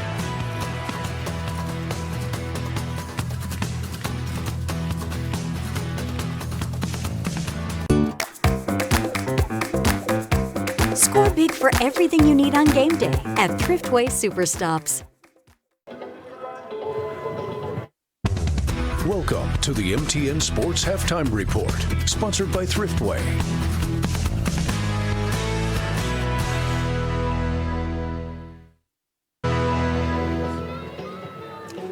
Welcome back to Dalis Stadium here in Billings, Montana. The West team on top of the East team, 28-0. Now, we've talked about it all night. Football, very important part of this week, but not the most important part. The most important part is raising funds and awareness for the Shriners Children's Hospital in Spokane, Washington. If you want to know why you should do that, MTN's James Sally spoke with some patients and has their story about why this is so important.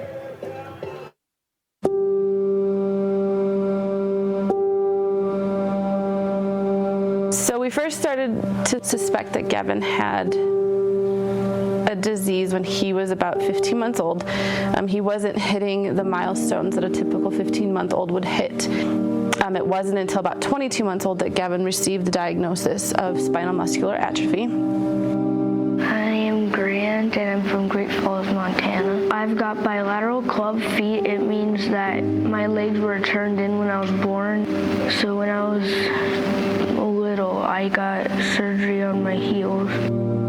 I am Addison Benson. I am 8 years old, and when my accident happened, I was 2 years old and I was ran over by a lawnmower. My name is Macy Brandon, and I am from Havre, Montana. My injury was that I broke my arm. It wasn't straight and it didn't heal. My name's Amalia Ostwell, and I'm from Havre, Montana. I had scoliosis, and I was put into a torso brace, and that was supposed to correct my scoliosis. I'm Madison, and I am from Great Falls, Montana. I was born with a cleft palate. I go for the Shriners Hospital for treatment.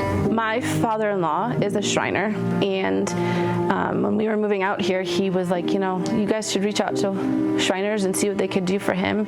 So I reached out to Shriners in Spokane. So when we first got to Shriners, it was very welcoming. They were awesome with the kids. The care was just phenomenal. Shriners has lots of play places and lots of toys that you can play with. So Gavin's prognosis is good. He'll never be cured of his disease, but with all the physical therapy and occupational therapy, he's setting himself up to be the best he can be. I go to the Shriners because of femoral anteversion. It's where my legs turn in and my femurs. Probably 3 or 4 hip surgeries. Seems like it was 3 surgeries and multiple casts. We're taking Maisie to Shriners about every 6 months. Sometimes it's a little more than that, just with adjustments for her prosthetic and if she has some issues. It was very welcoming when I first went there. I was really scared, but they helped me realize that I was going to be okay. What has changed for me since last time I was talked to in 2016? A lot of things, for sure. I've started high school. My mom passed away 2 years ago, almost this July. I've grown so much as a person and grown so much confidence in myself and found peers that believe in me and a family that is behind me 24/7 all day, every day, and that I've just truly found like my happiness with being myself and letting nothing hold me back. I go to Shriners Hospital in Spokane, Washington for osteotomy. That's my leg condition. It's like a effect that it has on your leg and it like bent it backwards. I think that Shriners is a really good hospital for kids, and that will help people become a kid again instead of worrying about, oh, I can't do this or I can't do that. I'm thankful for Shriners because they help kids like me, and they made it so I can do everything I can do today. My prognosis is really good since after my surgery I've been able to play all the sports and been able to do stuff I really love to do. And just the atmosphere, the friendly atmosphere, they treat you well. They don't treat you like you're coming from states away and you're an inconvenience or anything like that. You are, one of their patients, and even when you're not right there, they're calling, checking up, making sure, but not bombarding you to be annoying either. Because of all of you, my family and I are very grateful for your organization. Sorry, it's not easy for me. It's easy for me to say thank you, but it's super tough. The folks at the Shriners have, and the whole organization has just been wonderful for wanting to step in and help my daughter and my family, and they're nothing but just a blessing. And we're so happy to have known them, and happy to if we can help a little bit in any way, we're happy to do so. Worrying about, oh, I can't do this or I can't do that. Donate now. Please call the number on your screen or go to mtshrinegame.org.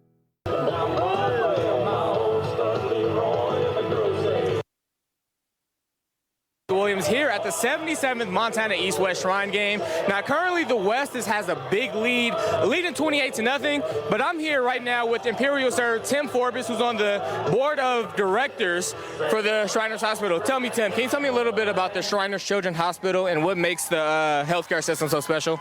The healthcare system is great because we take care of kids regardless of their ability to pay, and we've got the best care anywhere. We've got the top docs in the world. I mean, they are specialists in the field, and any child that needs any kind of specialty care that we can deal with, we take care of those kids.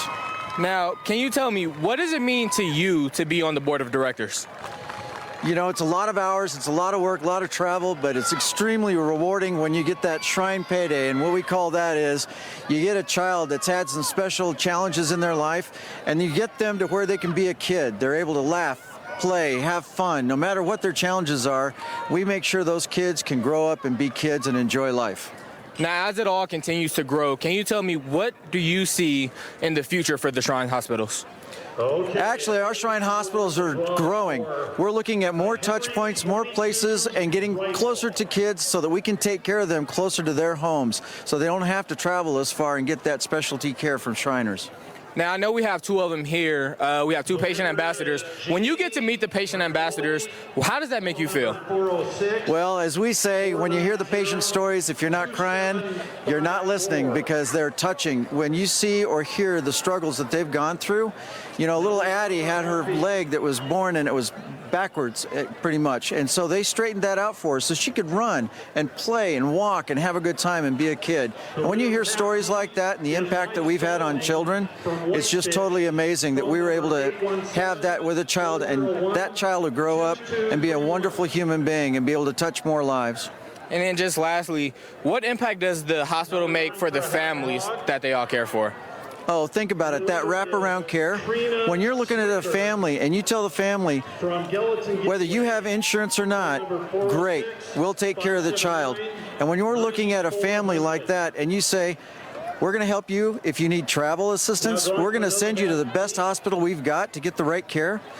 You don't have to worry about that. You don't have to worry about those medical expenses. And we help those children. What a relief off the family's shoulders. And we work with those families to help treat those kids and work with those kids. We call it our wraparound care. And I'll tell you what, the impact we have on families, not just the kids, is absolutely amazing. It's earth-shattering, because the difference we make in the world is something that if you ever get the opportunity to experience, it is absolutely gold. Thank you, Tim. You all can continue to help the Shriners Hospital make a difference. If you just visit the website at the bottom of your screen or call the phone number to continue to donate. Thank you, Tim, for taking the time to speak with us today. We'll be right back after this.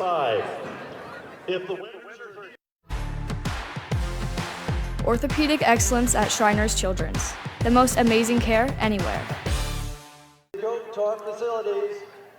Get taken care of. And welcome back to Daylis Stadium in Billings. Quick man mortgage fact of the game. So the East team holds the all-time series advantage with 41 wins to 35 losses. The East team also has the longest ever streak in this game with 6 straight wins. But of course, as we know, the West with 3 straight wins in the series presently, with potentially another one brewing, 28-0 at halftime in this one. And I am joined now by the Shriners Children's Hospital Director of Philanthropy.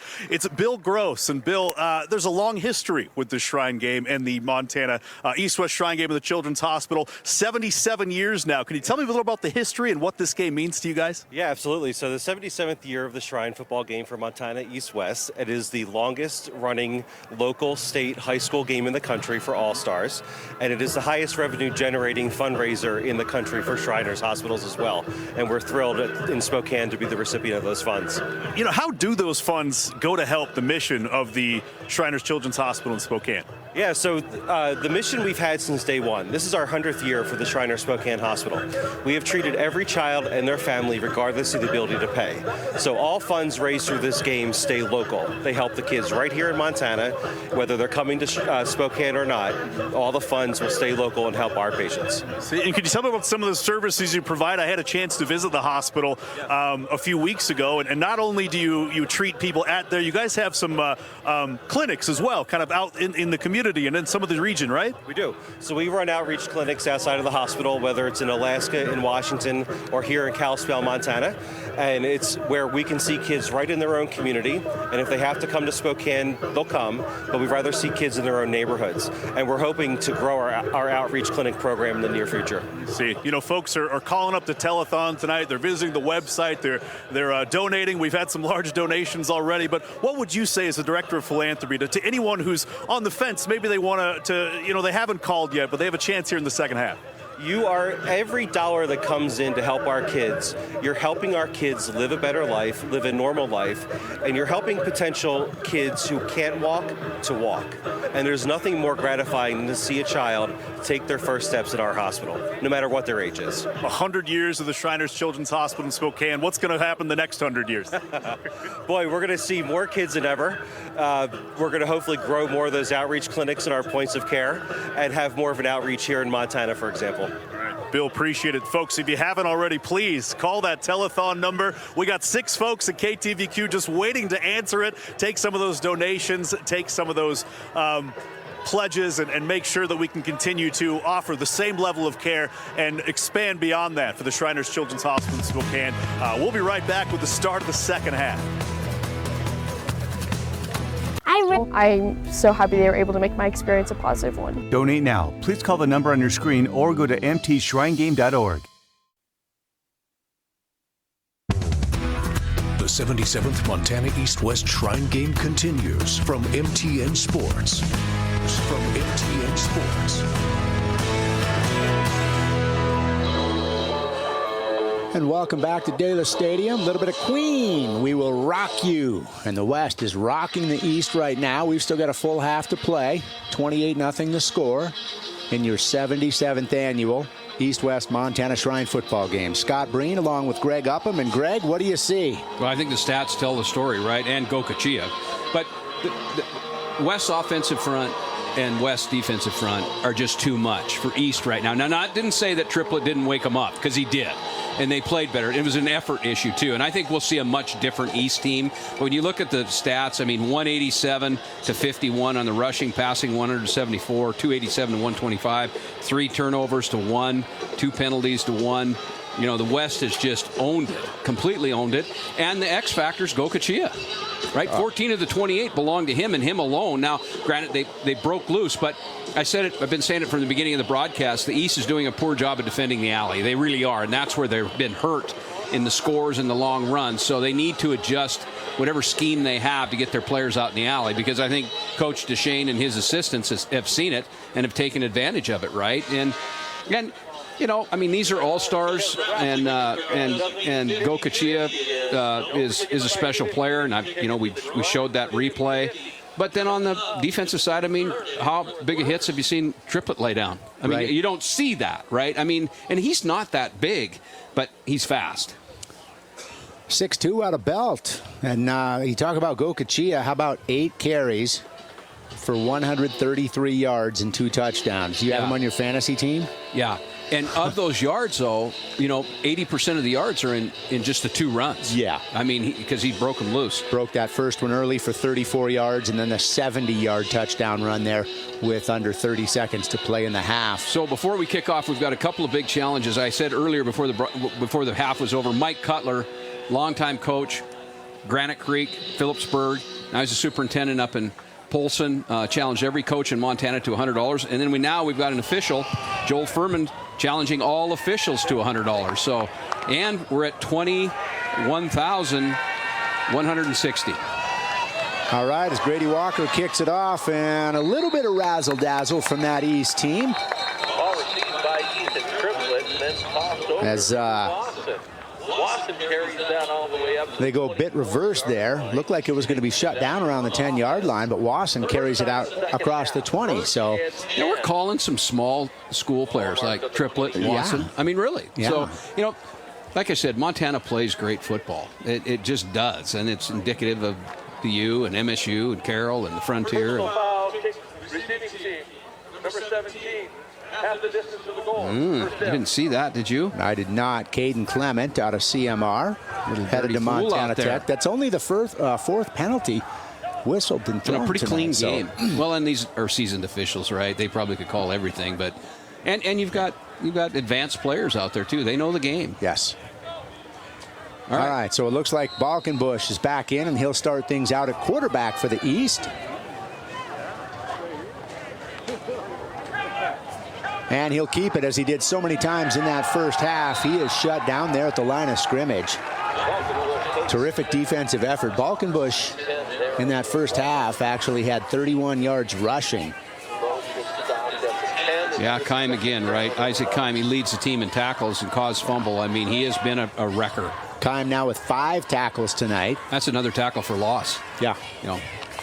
He's 6'4", 235 going to the U. I think they're going to try and play him at tight end.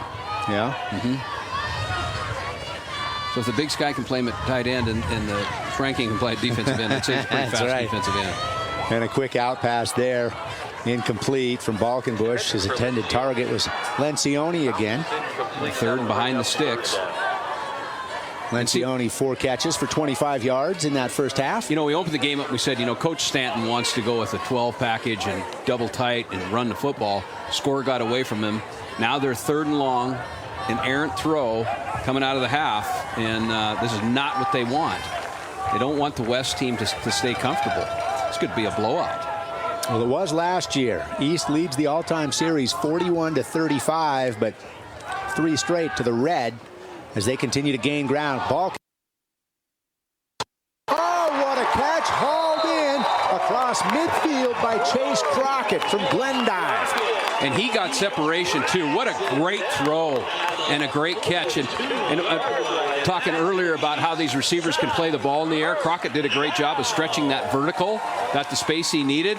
Big play for these. Good for them. Wow, did he. And credit to Adam Balkenbush. I thought that was overthrown, and it was right on the money, and he wants to do it Right again, and he has another man. And just like that, in 2 plays, it's Rocco Lencioni in the end zone. Hausman, the defender on it, who's a very, very good defender going to Carroll College, but talk about change it up, right? All right, hats off to the East, man. Here we go. Well, and here's what's funny is Buchanan out of Red Lodge is the passing quarterback. Balkenbush is the runner. Well, he just showed us otherwise, did he not? Right. Well, they refer to this game as an all-star game, right? So maybe we're just seeing another all-star. Great job, East. Wow. And now Mackie Berkeley, Billings senior, on for the PAT attempt. That'll probably wake the secondary up for the West. There we go. Well, you talked about it at the end of the first half as he kicks that one off the scoreboard. 28-7 now. We talked about it in the first half early on. Could the East keep up? On the field. Well, so far so good. So Here far, so starts good. the second half as we head to break. There's the touchdown. We're back in a moment. Partner should understand your company's risks, surprising or not. That's Marsh McLennan Agency. Let's talk.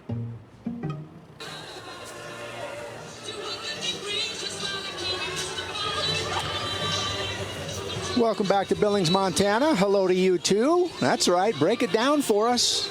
Break it down all-star style. Rooting for MSU football, and tonight it's East versus West in the last high school game for all these players as they head off to college. The Montana Football Shrine All-Star game at Dela Stadium. How about that? East shut out tonight in the first half, takes the opening possession of the second half, 3rd and 11 from inside its own 15-yard line. Not looking good. And in 2 plays, Adam Balkenbush and the offense march down and score. Yeah, right. They drew blood. Let's see what they do defensively. Well, and we saw what they did defensively to close the half, except for that Gokachia 70-yard touchdown run. I mean, they were laying some hits and forcing some stops, was the East. And so we'll see if they can pick that up again as Berkeley kicks it off from his own 40-yard line, trying to send it into the end zone, and does. Yeah, how about the hang time on that? Right. Big-time kicker. Yeah. Yeah, what a threat. He's headed to Montana State as a preferred walk-on. We'll see. As a kicker? They taking him as a kicker? He said he'd like to play wide receiver, but I imagine they'll take anybody. Any college coach will take anybody that can kick, and you got 1, 2, or 3 of them. Well, and the Bobcats last year down the stretch. Yep, needed a kicker. Struggled down the stretch. They did. They've got Couchman back, though. He'll be now a sophomore out of Butte. Little confidence builder there. Yeah. As we kick it back down to the field, here we go. 1st and 10 now for the Red and the West All-Stars. For the East, they've got to defend the alleys because it just has been bad for them. Well, there's a quick tackle and a host of them. Right there to wrap up, I believe that was number 40 to stop it. Cooper Collins out of Great Falls High.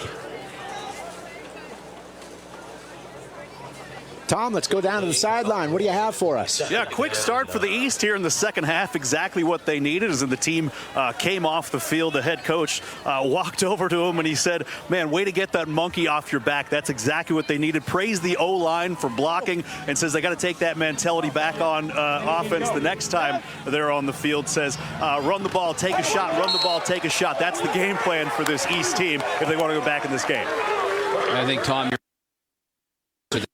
to defend the alleys because that's where they were attacked. They gave up 21 points in the alleys. Now, granted, it's Gokachia, but still, he ran free in the alleys, and they've got to be a little more solid there.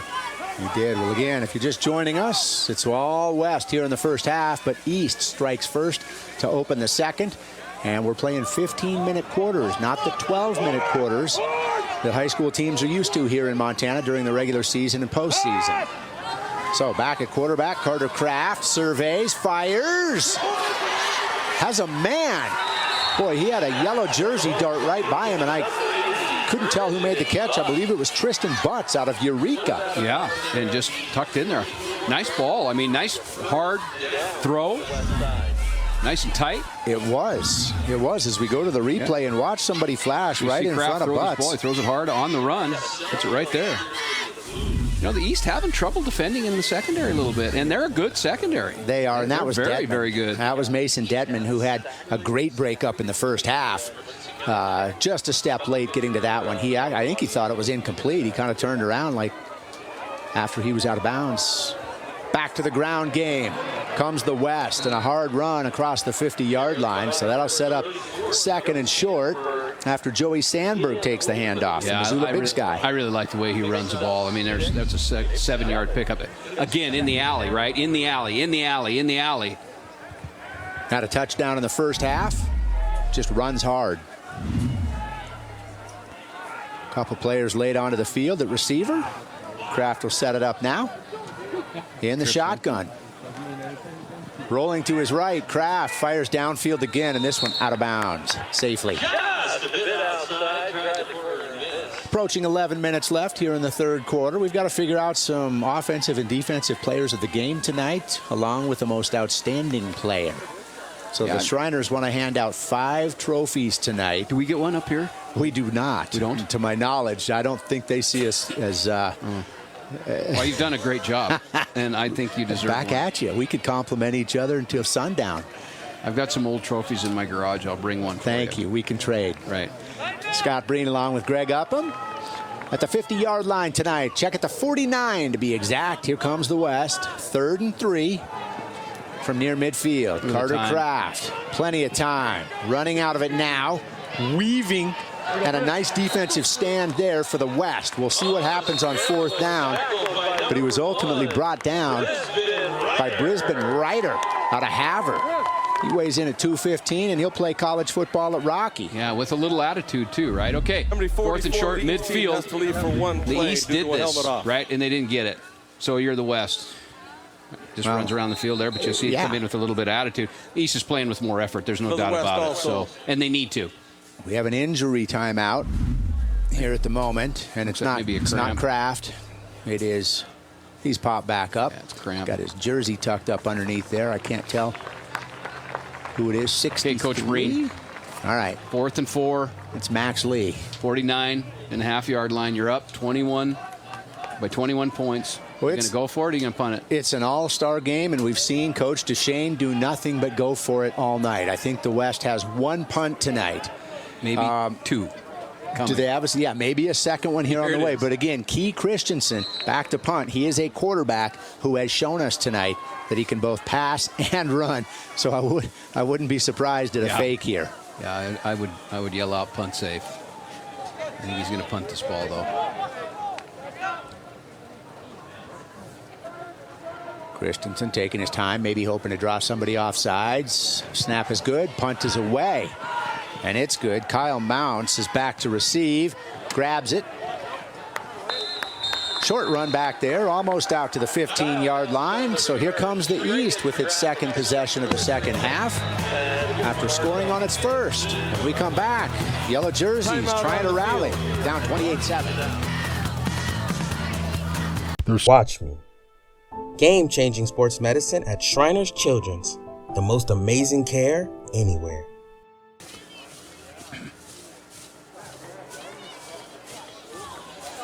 And welcome back, everybody. Scott Breen along with Greg Upham. It's your 77th annual Montana East-West Shrine All-Star Football game. The Man Mortgage Fact 2. Check it out, Greg. How would you like to have called the game with the fewest points scored combined? That's 7 back in 1963. Yeah, that's not a lot. And you'd have run out of voice maybe with the 76. How would you get 7 in multiple scores? Can you do it? In multiples? Well, yes. It has to be 2 you safeties. You can. A couple safeties and a field goal. Absolutely. There you go. Trivia question. Trying to throw a curveball at me. Trying to bring baseball into the football booth tonight. There's a first down run for the East All-Stars, and he is shut down close to the line of scrimmage. That was Aiden Lammers out of Shepherd. So they haven't let him run loose tonight, have they? No, they haven't. That defensive front for West, good. They are good. So Balkenbush still in a quarterback here. So take a look at the replay and how this just gets jammed up at the line. Nice tackle in there again. He's done it all night. He continues to do it for the West. Christian Knowles out of Missoula Sentinel.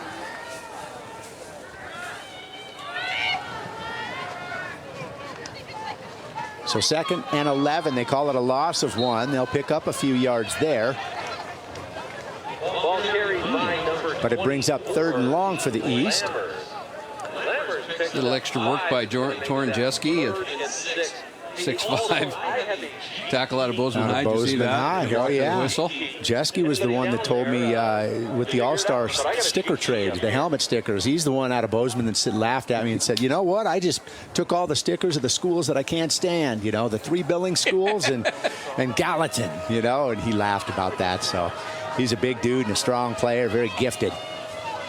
Well, it seems like deja vu. We were here a moment ago. 3rd and long for the East. Balkenbush completed a long pass on the way to a touchdown moments later, and this time he does it with his legs. Adam Balkenbush from Billings Central. Yep, he's a good space player, right? Shook it loose, and there he goes. Yeah, taking a great rush out of the West front, but he just finds a little seam and breaks it loose. That's Linebackers are dropping. Yeah. Nice run. That's what it looks like from ground level. Not always to see him when he's slippery, not easy. So 1st down, and the East is on the move as the clock continues to tick now. Under 9 minutes left here in the 3rd quarter. You know, they just have not had the ability to get the run game going, have they? They just can't consistently get it going. No, and their only score coming off those 2 giant pass plays on the last possession. Balkenbush under pressure from behind, saw it at the last moment, and just wisely throws it out of bounds. He was thrown down, but a great job to avoid. For intentional grounding, the quarterback was outside of the pocket, and the ball made it back to the line of scrimmage. 3rd down. Yeah, Ari McLaughlin from Florence. And there was a receiver in the territory. Watch him come, number 66. And 2nd down. 2nd down. Yeah. Good hustle there, McLaughlin. So 2nd and 10 now. East trailing 28-7. We're up to 23,792. In the first quarter, thank you, everybody. Yeah. Thank you. There's a coach's challenge out there for 100. There's a referee's challenge out there for 100. And again, you see at the bottom of the screen several ways you can donate online, via the telephone as well.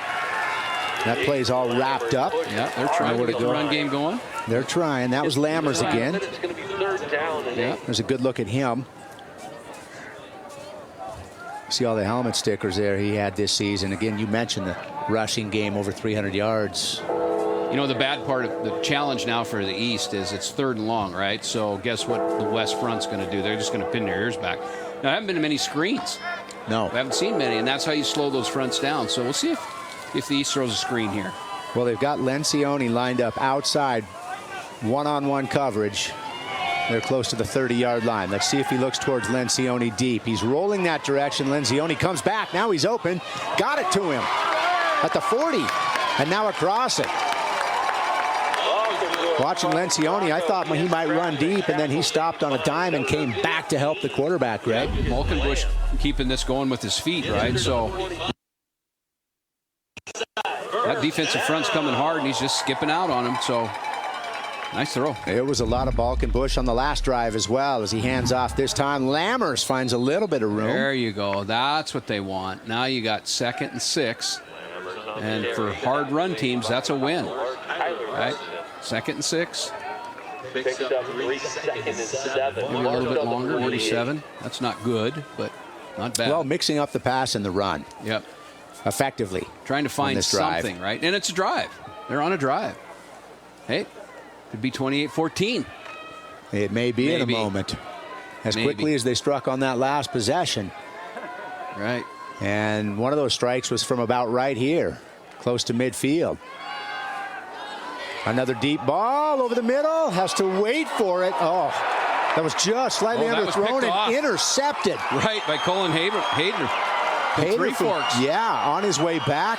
Whoa, game changer. Huge game changer there. That was deflected and intercepted, and the receiver had to wait just a moment for that pass to arrive. But I like the play call. I mean, it was there. The play was there. Yeah, they had it. Let's take another look at it, and here's how it unfolds from Balkenbush's point of view. 4th turnover by the East. Good play. Yes. Underneath. And there he goes. Hayter running it back from Three Forks again. The 6-foot safety headed to Rocky Mountain College. There's one more look at it. Kind of, sort of. And that was, guess who got in there? I think that was 10 that got in there to help deflect it. Maybe Mason Kelch. Kelch has been all over the field tonight as well. He really has. There's There goes Gokachia again, and they have him bottled up this time. Yep. And when I say bottled up, still a gain of maybe 4. Well, by Gokachia standards, that's bottled up. Yeah. Considering what he's done tonight. Well over 130 yards rushing and 2 touchdowns. 2 of those on gigantic runs. I think we're going to see a deep ball here. It just feels that way. All right. They haven't thrown one yet, and I think they want to go deep. Dylan's Key Christensen in there at quarterback. Headed to Montana State, where he'll likely open as a defensive back, and a quick handoff there. Oh, nice Caught play. up in the backfield. Well done. Stopped and shut down by number 45.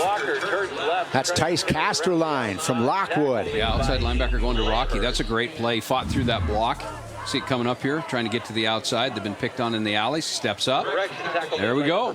He was a great player for Lockwood this past season. In fact, one of the 4-year players there chose to go to Lockwood and start that program from the ground up, much like they did at the same time East Helena did. Yep. And Tice Casterline, just a terrific, quiet young man, very athletic. And again, he's headed, just thought he'd stay here at home, head to Rocky Mountain College, under the radar. Pass. Oh, that was nearly caught. Great effort. I think this is 4-down territory, too. I don't think they'll punt the ball here. Even on 4th and 10. Mm-hmm. Ball's on the 38. They don't They're going to call it 4th and 37. 8. Okay. Ball's on the 37. The East hasn't had the ability to really move the ball much. No, here they go. Coach Duchesne continues to surprise us both. He does. It's a momentum call, though, right? They don't have the momentum right now. Well, it's Christensen. Back to punt it away. Kyle Mounts, the defensive back from Gallatin High School, back to receive. East forces a couple of stops. That's a good stop. I'm just going to say that. It's a good stop after that turnover. I think that's a 4th turnover for the East tonight. Nice high spiral. Great hang time. It's going to land at about the, oh, terrific coverage down there. Terrific coverage by the West. I believe that was shut down by Zane Moudry. Or was it Kime down there? I think it was Kime. Let's go to commercial break, and when we come back, East takes over again, trailing by 3 scores, trying to rally.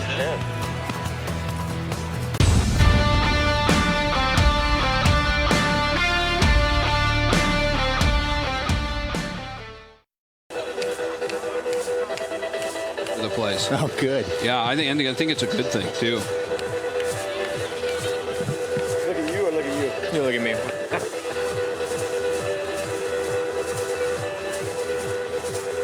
I'm here with Montana Tech head coach Kyle Sampson.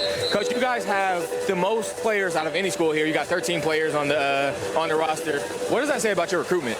Yeah, I think it's something we take pride in, trying to get the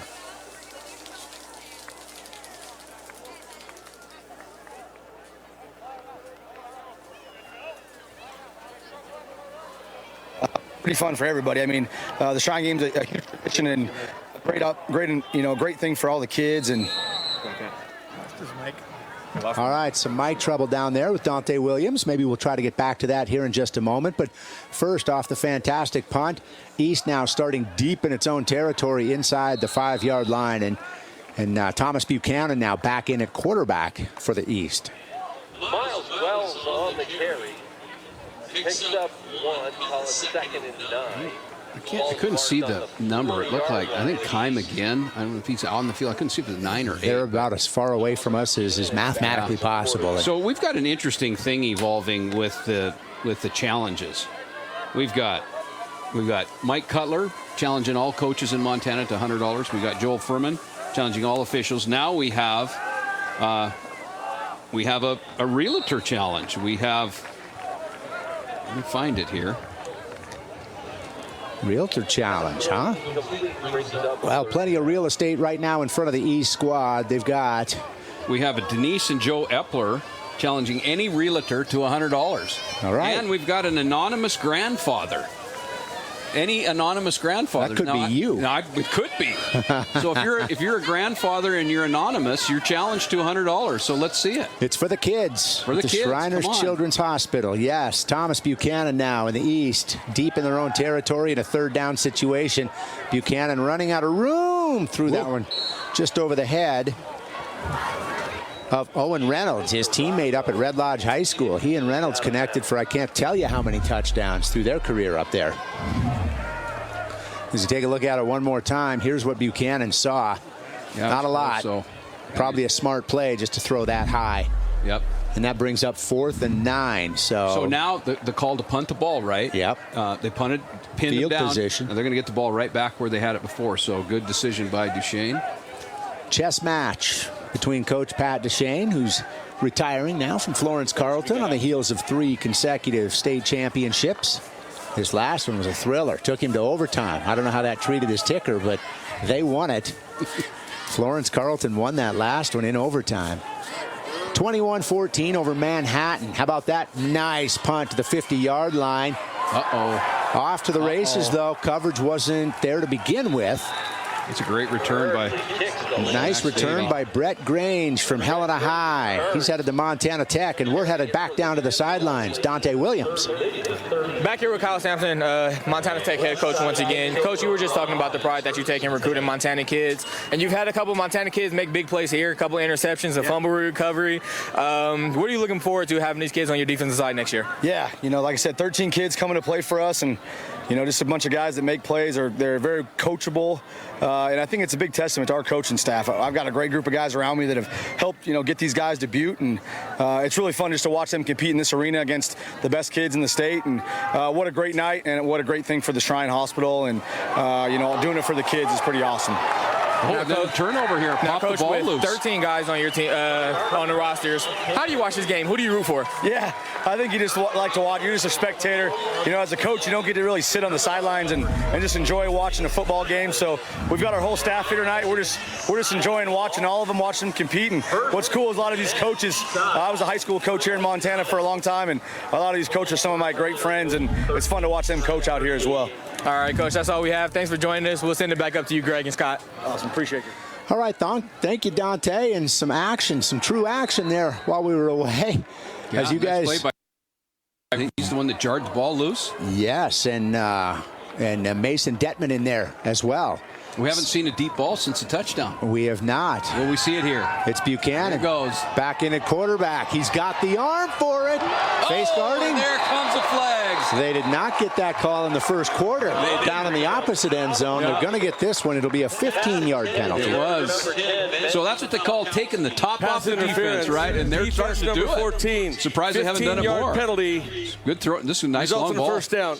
Buchanan throws a great ball. Tight spiral. Great ball. He's a strong kid. Yep.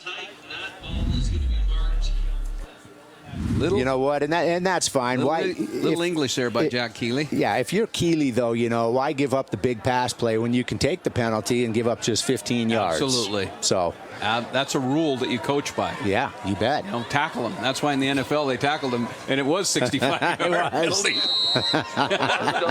Yes, it was. Yep. All right, so the East now across midfield, having held the West scoreless here in the second half. That one's deflected and caught this time. Last one was deflected earlier and intercepted, but a fantastic catch off the deflection from Lencioni. Yeah, he's upset because he knew he could feel that. He thought he was green to go. Oh, here we go. East has found some success with the long ball. Yeah, they're in the hurry-up offense now. Ooh, they drew the offside there, just on a big clap. Yeah, now who owns who?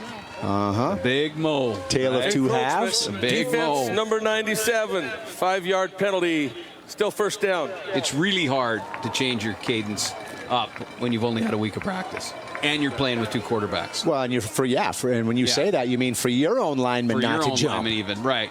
You know, you want to go on two, it's extremely difficult. Thomas Buchanan out of Red Lodge. Terrific basketball player. Shoot, he's a heck of a golfer as well. Getting his dad, Todd Buchanan, many moons ago, played on this field for Billings Senior High School.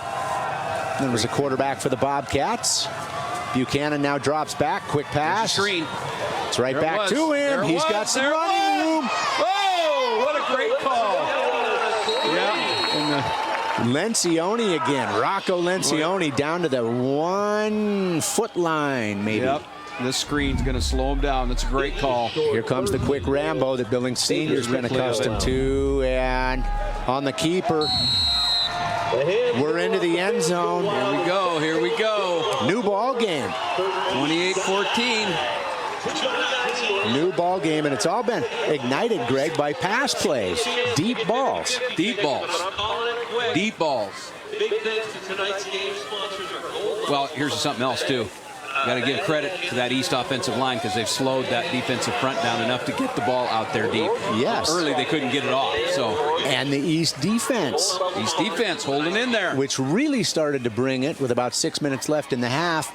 With under 30 seconds left, gave up that 70-yard touchdown run to Gokachia. Otherwise, we would be at 21-14.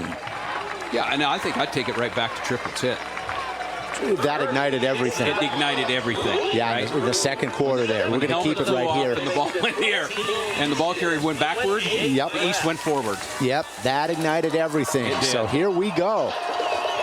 2 minutes, 19 seconds left here in the third quarter. As the sun sets on Dalis Stadium in Billings, Montana. Scott Breen along with Greg Upham.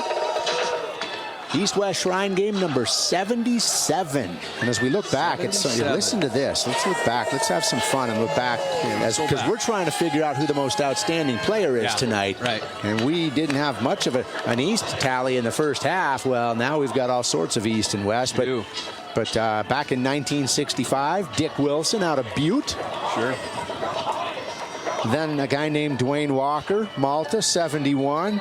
Cy Ryan out of Billings West. I mean, you go through these names. There's a kid named Dave Dickinson in 1991. Oh, right. Didn't he throw the ball? All he did was win a national title with the Montana Grizzlies, go to the NFL for a bit, and torch the CFL, where he also torched it as a coach. His dad's a Butte guy. And his dad's a Butte guy. I mean, yeah. And just last year, it was Jarrett Wilson out of Polson, the most outstanding player. So. And when I said his dad's a Butte guy, everybody in Butte said, hey, his dad's a Butte guy. And you could hear him from Butte, right? So they'll let you know right away. You were repeating what they'd said. Right. And the kick is away. Hits it, and there will be no return. So Berkeley continues to be effective with the leg. Big-time kicker. Yep. And I talked to him at Billings Senior, and he only attempted about 4 field goals his entire career at Senior, believe it or not. Okay, and he hit one, I believe, and I hate to say it because I don't want to say, yeah, he's Butte. I believe he beat Butte on a last-second field goal, maybe as a sophomore. Okay, he said after that, they didn't kick him. He said they always just went for it. I said, did you try to talk him into, into maybe kicking a ball from somewhere? And he goes, no, I didn't even bother. He goes, I just went back out and played offense. He's a great receiver as well. Yeah, he is. Talking about Mackie Berkeley. Here we go. What is the West? Been punched in the mouth a couple times here in the third quarter. Back at quarterback, Key Christensen fires a dart to the outside. That'll be close to first down yardage, out towards the 30. Yeah, West got to get something going here if they're going to slow this down. And odds are the East can't keep scoring like that. The odds are there, but they've got the momentum. So, Duchesne and his offensive guys, I like the timing here. Yeah, he just pops out there, turns, ball's in the air. And then Grady Walker brought down. They'll call it 2nd and 1, just short of the first down. It's been their favorite formation, trips open. Trips open, yep. 4 receivers. And he's going to throw the deep ball, maybe a little too deep. There was some contact down the sideline there, but not enough to warrant a flag. Yeah, and that's good officiating, right? The ball wasn't going to be caught anyway, so he might have slowed him down a little bit, but I'm okay if the defensive backs cheat a little bit. I don't have a problem with it because the game is so geared for the offense that you should be able to cheat a little bit and not get caught. So I know that's maybe an ethics issue, but if you're an old defensive coach and all the rules are for the offensive guys, then I don't care anymore. Understood. Yeah, exactly.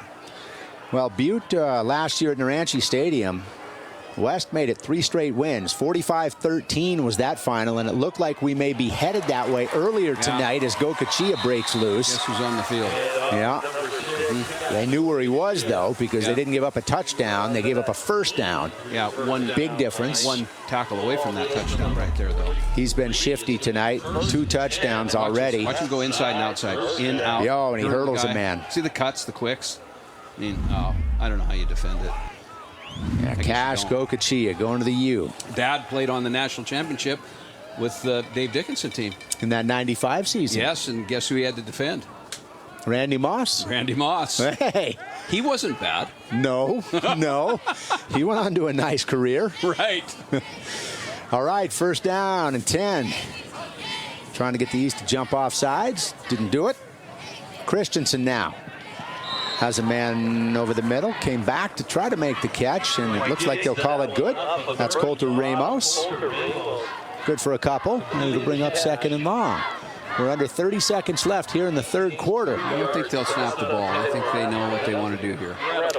Well, it's been a third. Try and run that clock down a little bit, too. 3rd quarter owned by the East All-Stars. Yeah. They are back to within striking distance after trailing. We gave that stat, I think it was 2nd quarter, where it was 1,008 yards for the West and 2 yards for the East. Yeah. I'm exaggerating a little bit, but West now at 322 and East at 282. And most of those yards over the top. Gained a huge gap, and you called it. They take it down to the horn. So we head to the 4th quarter with a ball game after trailing 28-zip. East is back to within 28-14. Wearing the yellow jerseys under the bright lights at Dela Stadium. We're back for the 4th quarter coming up. They ensure that it's the right thing. They make sure they truly care about their patients. Donate now. Please call the number on your screen or go to mtshrinegame.org. Welcome back to Dela Stadium for the 77th Montana East-West Shrine Game. 28-14 West team on top at the moment. It's an all-star game for football players. It's also an all-star game for cheerleaders as well. Okay, what's your name? Maud Hammerly. Maud Hammerly. Can you tell me about this week and what's it been like for you guys? This week has really, it showed us, we talked about a lot about how it really benefits the kids. Realistically, we do it for the kids. They're the reason why we're here, and that's our paycheck this week too, is that we get to see them enjoy stuff that they couldn't do beforehand. Without a doubt. And obviously at halftime you guys did the Shrine Bowl Shuffle. I've been watching it for years. I've never learned how to do it. Can you teach me real quick? Yeah, we can teach you. All right, it's so we go hip, to the left, hip, grapevine left knee, kick, and then we grapevine to the left, grapevine to the left, knee, kick, heel, heel, heel, heel, heel, heel. Oh, man! All right, well, thanks, guys. They tried to teach me. The little kids got it better, but again, it's all about the kids. Please call that hotline. Go to that website. Donate to the Shriners Children's Hospital so we can. Thank you guys so much. Go East. What? There's our telethon. Check in with Joey, the telethon director. Joey, how are we doing? We don't announce that.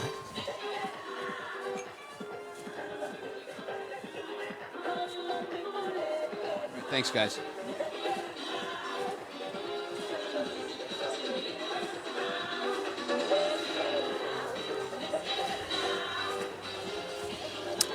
All right. Welcome back, everybody. And for those of you who just witnessed Tom Wiley doing what he was doing, I think he invented that dance. He's sandbagging all of us. Yeah. But it was well done nonetheless, and if the people want to pay to see it, please do. You see the number at the bottom. It was well done by the girls. Tom done, but not well done. Yes. But an effort, right?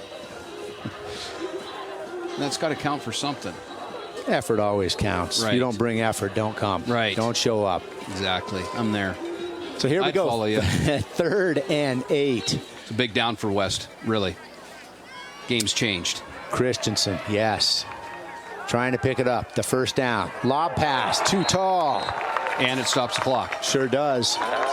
And it likely turns the ball over back to the East.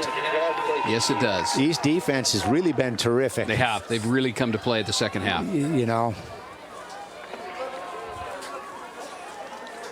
So you talk about momentum, all right? And now we've seen all sorts of punts, whereas in the first half, the Red had the momentum. The Red punted maybe once in the first half, went for it on several 4th downs. Do you feel like maybe they've turned a little conservative in the second half, playing to protect that 28-point lead that's now down to 14? Maybe a little bit, but I think there's better coaching. That was nearly blocked. Right. I think the coaching's better, and you've got athletes that you can adjust. You're playing with the best players, so it's up to you to move them around. They'll play. Just get them in the right spot. They'll continue to move around after this quick commercial break. 14-13 when we come back in a 28-14 game. Orthopedic excellence at Shriners Children's. The most amazing care anywhere. Welcome back to Daylis Stadium. Saturday night under the bright lights here in Billings, Montana, your 77th annual East-West Shrine Football All-Star Game. East with the ball in the yellow jerseys. Adam Balkenbush back in at quarterback and carries for a gain of about 8 yards. Yeah, nice run. If you're just joining us, West commanded the first half, led 28-0 at the break. East came out and punched back a couple times in the second half there in the 3rd quarter. And that's where we stand at 28-14. Even the stats up a little bit. Yes. Different East team playing much better. West team not being able to do anything they want to do. Remember, 14 points of the 28 is Gokachia on big runs, too. Right. He had one of about 34 and another one of 70 just before the half. Balkenbush rolling out. Fires across the middle. Has his man again. He's been a target all night. Rocco Lencioni out of Bozeman High. And like we've talked, the success for East is coming through the air. And they're doing a nice job. Both quarterbacks are doing a nice job of getting the ball out there. And the offensive line's protecting them. That's the big difference. Offensive line's playing much better. Take a look at it again. And they're nice rolling pass. their quarterbacks, right? They're not trying to hold them back there. So They're rolling them out. So giving them an opportunity to see the field. We'll see what West does with their defense. Under 13 minutes to play. East in no hurry. 1st and 10 from just across the 35-yard line. Adam Balkenbush, Billings Central at quarterback. He's led this second half charge. Has a man, it looks like Mackie Berkeley, who does have some speed. Again, shoestring tackle. Big blitz down, screen. So they've picked up the tendency, and maybe West is in a tendency of blitzing on second down. It's the second time they've done the perfect call. So you see the screen coming off the blitz. Here's a big blitz. There's a screen. Perfect call. Here you go. And he is off to the races. Yes. Either great. East is lucky or they've picked up a tendency. I'd say it's a heck of a chess match tonight. I would too. 5 wide receivers now. Balkenbush in the backfield by himself. Handles the snap. Looks deep again. Berkeley again, and intercepted this time. Just overshot. Another interception for the West. That's a great play. Fantastic effort there. That's the second interception of the night, right? He played that beautifully up over the top. They're not going to give him those one-on-one routes anymore. They're bringing the safeties and letting them sit deep. And that's good defense. Could he make his way over there? Yep, that's great. And hats off to the defensive coordinator. Nice call. Now, that does pin the West deep in its own territory, so if there is a silver lining for the East, that's as solid as a brilliant punt. I would think that Gokachia is going to be on the field here. I just, they haven't played him a lot, but in a situation like this, you bunch these defenses up, and all he needs is a step. There's a look at Colton Hayter again, his second interception of the night. 2 big interceptions. Three Forks native. from inside, literally inside his own end zone. Just like I said. Oh, there's the handoff. Great block. Holy cow, that's a fantastic block. He's off to the races. Jack Keeley. Do you see that block by Kaselitz? That is a great block. We can see a replay on that. Absolutely great block. So I was talking earlier, when these defenses bunch up down here, all they need is one seam, and it pops, and it's dangerous, actually. Yeah, and look at this block. Right there. Right there. And I'm going to check that. It's Joey Sandberg on the run. I thought it was 14. We're up here so high in the booth, I can't. Yeah, Sandberg is a real deal, right? They've got two great backs. I mean, you don't get that very often. That's a great run. What a play to give up, though, when you've got them pinned inside their own 5-yard line. Heartbreaker, man. Tom Petty and the Heartbreakers. Tom Petty and the Heartbreakers. And there you Don't go again. do me like that. Don't do me like that, said Tom Petty. But the West, in fact, does. Touchdown there for the Red. Daniel Sermon, I should say, out of Missoula Sentinel. Yeah, tackle him. 6'6". Huh. He's there's only 2 guys out on the field tonight that are 6'6". Sermon's one of them. Braden Zimmer from Billings West is the other. Too. I mean, he's just big. When I watched him throw the disc, he's just big. He's a big body. That GT started pole. to see it. Yeah. There goes the alley. They've just got it. They've had it all night. Sermon, big boy, big and strong. Left-footed kick is line drive through the uprights. Good for Mason Kelch. And just when it looked like the East was bouncing back, the West strikes with a pair of big plays of its own. It's been a game full of them tonight here in Billings. We're back to Dayla Stadium in a moment. A reliable diesel supply so you can keep supplying the world with food. Let's keep the future foreseeable. Let's get out there and own every day. Welcome back to Dayla Stadium. Beautiful shot there. On a warm, wonderful Saturday night here in Billings. West trying to bust it open on the verge of 4 straight wins in this series. They've won the last 3, including last year in Butte at Naranche Stadium. That final 45-13. Could be close to that tonight. Although I don't think Coach Deschain's going to attempt a field goal tonight. So maybe not. Maybe not. All right. So the East with a shot as they get the ball back here. That one's into the end zone, so the East will take over at its own 20-yard line. Under 11 minutes to play here, and what do you tell them? Well, if you're Rob Stanton, you've got players, so you know the West is adjusted, so they're not going to be able to throw the ball over the top anymore. We saw that with Aiden's interception, which is right, and I don't think East can run the ball well enough to win it. So this next series will be very indicative of if East can pull that rabbit out of their hat again. Giving up that long run was just, maybe the nail in the coffin, maybe. We've had close to a dozen big plays, big yardage plays tonight between the two teams, and several of them for scores. Yep. So it's been a thrill if you're just joining us late. West led it 28-0 at halftime. East cut it to 28-14 and then gave up the touchdown a moment ago. So back in at quarterback and handing off there.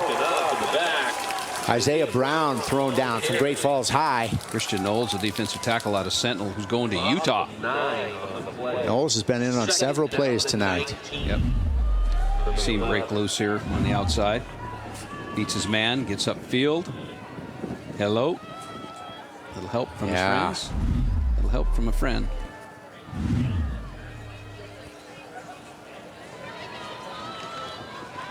All right, approaching the 10-minute mark here in Billings. Under the lights on a Saturday night. Thomas Buchanan in at quarterback, and they'll let him chuck it now. Nowhere to throw. Runs, and he's got some yardage back. Not quite to the line of scrimmage, so this will be 3rd and long. Now you see Wes hockey change come in. Yeah. 6 come in, 6 go out. That's a big line change. That's a big line change. Yes. Well, they have 8 defensive linemen, so they rotate 4 at a time. Load them up. Yeah. Going with the 30 front. They're not going to give him the deep ball anymore. 3rd and 16. Man drop. Yeah. Oh, pretty call. Baby. How about that play call? The play call and the catch. They're going to give it to him. Little treachery. Little trickery and treachery. Chase Crockett. Look out there. From Glendive, the tight end. I like the call. How about the drama? I think Crockett was looking for a replay here. He juggles it intentionally maybe, right? And then snags it, and then watch the toe touch. A little throwback there. Watch the toe touch. He got him in. How about that? All right, so here comes East on the move again in the yellow jerseys. Handoff up the middle, shut down. I don't think they can win the game doing that. Nope, that was Brown. I think they're just trying to keep him honest. I think they have to. Picks up a handful. I think. Picks up a single. It's going to be 2nd and 9. 2nd and long now. It was a nice call. It was a nice play, right? Terrific play. We're under 9 minutes now. 3 score difference here. So they'll need to hurry it up and get to work. They will. Buchanan to the outside. Berkeley out of bounds. That'll stop the clock. All right. Berkeley catches the pass. Trying to come up with an offensive and defensive MVP for each team, and then a most outstanding player. That's where we're at. 3rd and 1 here for East. We take a look at the replay here. I've got some ideas. Yeah, but you and I aren't the only 2 voting on this. We aren't? You and I and your alter ego. Well, I've got 6 of them. So. There's Buchanan out there on the run. He looks back. He's got a man wide open. Got to wait for the ball. He's got 2 men. Berkeley took it away. The intended receiver was Miles Wells, the running back, out of the backfield. So that West secondary is confused. They are confused. Check this out. You got 2 in the same spot. Wow. Watch this. Throws back, looking back. Buchanan, big throw, big arm. Look, there's Wells waiting, and then Berkeley. Where did he come from? Berkeley's speed. And he's like, that's right. Boy, they got away with one there. That would have been easy to drop. I mean, on the collision. They did. The clock continues to run, though. Now college rules again, so it doesn't stop on the 1st down. I like that rule, too, don't you? Moves the game along. Absolutely. Doesn't Buchanan, There's screen pass. Again. Screen off the blitz, right? 1st and long. So maybe they stole their signals.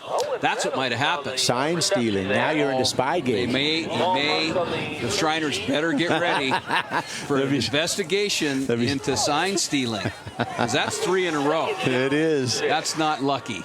Is it too little, too late, though? Maybe they tapped into their headsets. That could be, too. Uh-oh. That could be. Greg Upham figuring it out. Now you just got to figure out offensive, defensive MVPs and one most outstanding players. They run it up the middle again. Nice run there by Brown. But the clock continues to move. We're under 6.5 minutes left. I feel like he's going to look for Berkeley here, who's going to line up down close to the bottom of our screen. Good shot there of Isaiah Brown, who's had a terrific night trying to run the football out of Great Falls High. He's undecided on where to go to school, but he's making a case for it tonight. Yeah, it's tough. Really tough. Coaches that may be watching, and we've seen a couple of Frontier College coaches here tonight. All right, we are now under 6 minutes. They'll hand it off again. You see his strength there because that was a big hit. That's a big body, too. 97.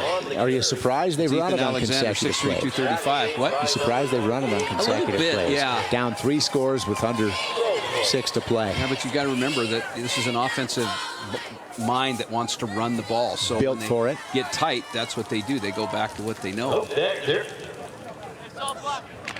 makes them feel comfortable. It's burning a lot of time. Yeah. First and goal here from the 6.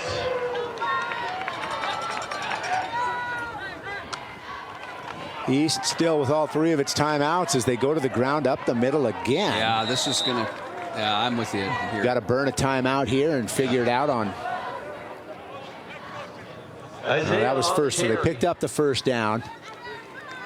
But the clock continues to run as we're now approaching the 5-minute mark. Yeah, they'll be burning 2 or 3 minutes to go 2-3 yards, right? I mean, that's not smart. As you take a quick look at the replay, yeah, just right into the teeth of that defensive line. West defense is holding pretty tight. They're just playing the time game, right? Yeah. Buchanan drops back, looks to his outside, has a man. Nice play. Berkeley with the touchdown catch. And where was that 2 minutes ago? Berkeley's got a little bit, you see a little attitude there, too. A little of that Billings senior attitude. He's got it. You're in my house. He's got my it. house, buddy. Now they're saying let's go for 2 here. They're down 20. They want to go for 2. They're thinking, all right, let's just shorten everything up. The clock does stop, though, with 4 minutes and 40 seconds left. As you see it there, Berkeley gets into the corner of the end zone. I thought, again, they might go to that 2 plays sooner when they brought him back onto the field. Checks his wristband to see what the play call is here. 2-point plays are usually illegal pick routes, so your receivers up top. All right. Offense refers to them as rub routes. Of course. Right? Just rub a little. Oh. Throwback. Yep, and Buchanan was laid out on his back there. So it's a 35-20 game. Still just a 2-score game. But there need to be a 2-point possession on the conversion. Would be. Should we get that far. So we'll head to another break, and when we come back, perhaps an onside kick, Greg Upham. We'll find out after this. It's your future and all of ours. So we won't stop working until it's as bright as it can be. Okay, when it's done. Okay. And welcome back again to the Man Mortgage stat of the night. Longest touchdown runs, 72 yards. Scott Spraggins of Great Falls High back in 1990. And we almost had that eclipsed tonight by Gokachia. He had a 70-yard touchdown run to close the first half. Longest touchdown pass, 99 yards. Levi Lindy from Red Lodge hauled it in from Bozeman's Will Wire back in 2014. Let's go down to the field now once again. Hey, there's still some time left in this game. 4 minutes, 40 seconds. There's football to be played, but there's also donations to be made. I'm going to show you how easy it is to call up the hotline here. 1-800-249-0179. Here it is. I'm calling Shrine Donation, calling the mobile. It's ringing in my ear.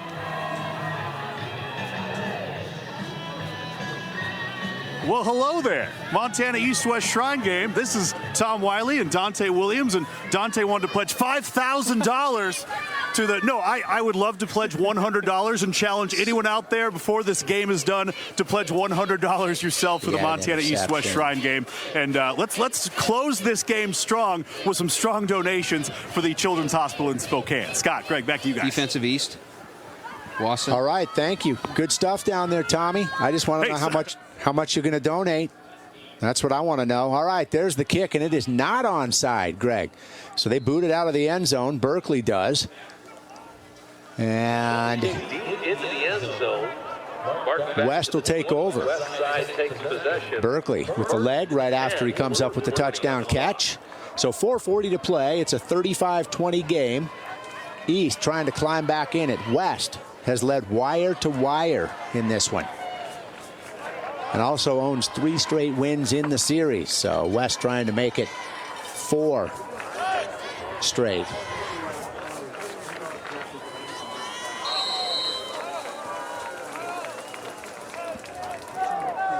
Now you need ball control, right? Now let's see if you're the West, absolutely. Yeah.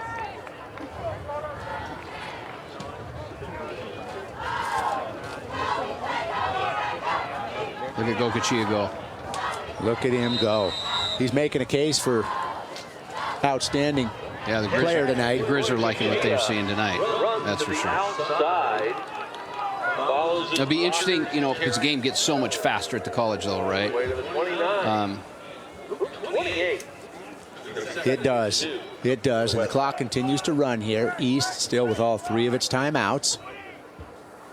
They're going to do whatever they can to extend this time. So it'll be 2nd and short. Looks like 2nd and 2. You know, it really has been an all-star game. You know, when you start thinking about the plays, like you look at Triplets play and how it changed the game, and you look at Gokachia's and how it changed the game, and you look at, you know, a couple of deep balls by Buchanan. Bush that brings the game back to life, right? Yes, and yes. A couple of big catches, and there isn't anyone that's just had a constant game, but there's been some big plays. Maybe Rocco Lencioni, a big play guy for the East tonight on offense. Possibility. I mean, Adam Balkenbush ignited them with a couple of touchdowns. Hard to say. How do you spread the wealth, you know? Yeah. It hasn't been constant, but it's been big when they need him, right? Yes, yes. So there's a first down on the play as the clock continues to run here. Thrown downfield, deep ball deflected. Nice play. And helplessly incomplete. Ethan Triplett again, right? I mean, he just made it look easy. Yeah, and he's made some big plays tonight. That was Kostelec, who had steps. You can see why they tore that Class BC All-Star game up. Yeah, I mean, he's legit. When you can play fast enough that you slow the game down in your mind, watch him. He just sits back, waits to come down, and right at the end, Yep. Not here, not belt, not anywhere. Great job by our crew tonight, both in the truck and down on the field. Tom Wiley, Dante Williams, all our photographers. The folks out here yesterday stringing cable up the side of the stadium, trying to get us connected with the headsets and the audio. Gokachia one more time here. Just pounding his way for what appears to be another first down. Now there's 3 minutes left. It's 35-20. The Grizz are probably saying, I don't want him running the ball anymore. You know that's what they're saying. Throwing stuff at the television set. No, he comes off the field now. But when you're from Montana, you play till the end of the game. You do, and he's staying in the ball game. As you take another look at it, he's delivering hits there on that run. And taking care of the football. I mean, it'd be easy for that ball to pop loose. Yep. He's done a terrific job East has all 3 timeouts left, right? They do. So if they can get him in a second long here, they need to call timeout. You need to stay in bounds. And he did. His forward progress was stopped. Yep, before he went out of bounds. Deacon Stern. I would imagine East will call timeout. They have to. Here, watch it again. Is Sterna. You have 3 timeouts. Why would you call timeout here? I think maybe Rob Stanton just says, you know what? It's too little too late for us, and we're not going to keep the people up all night. You think he said that? Maybe not word for word. I'm going to ask him after the game. You find out. We'll rejoin programming in progress. When He's actually taking his history kids to Europe tomorrow, I think. Is, yeah. They left today, right? I believe, yeah. He does a terrific job of that every year. Rob Stanton. The clock continues to run there, and now a timeout. Tackled by number 37, Rand O'Neal. Timeout West. Their first timeout of the half. East. So the East does call a timeout. It was corrected. And with 1:34 left, East with 3rd and 6. Trying to defend here. Pick up one more possession. Maybe a couple. We've seen him break some. Wasson, Keim, Lencioni.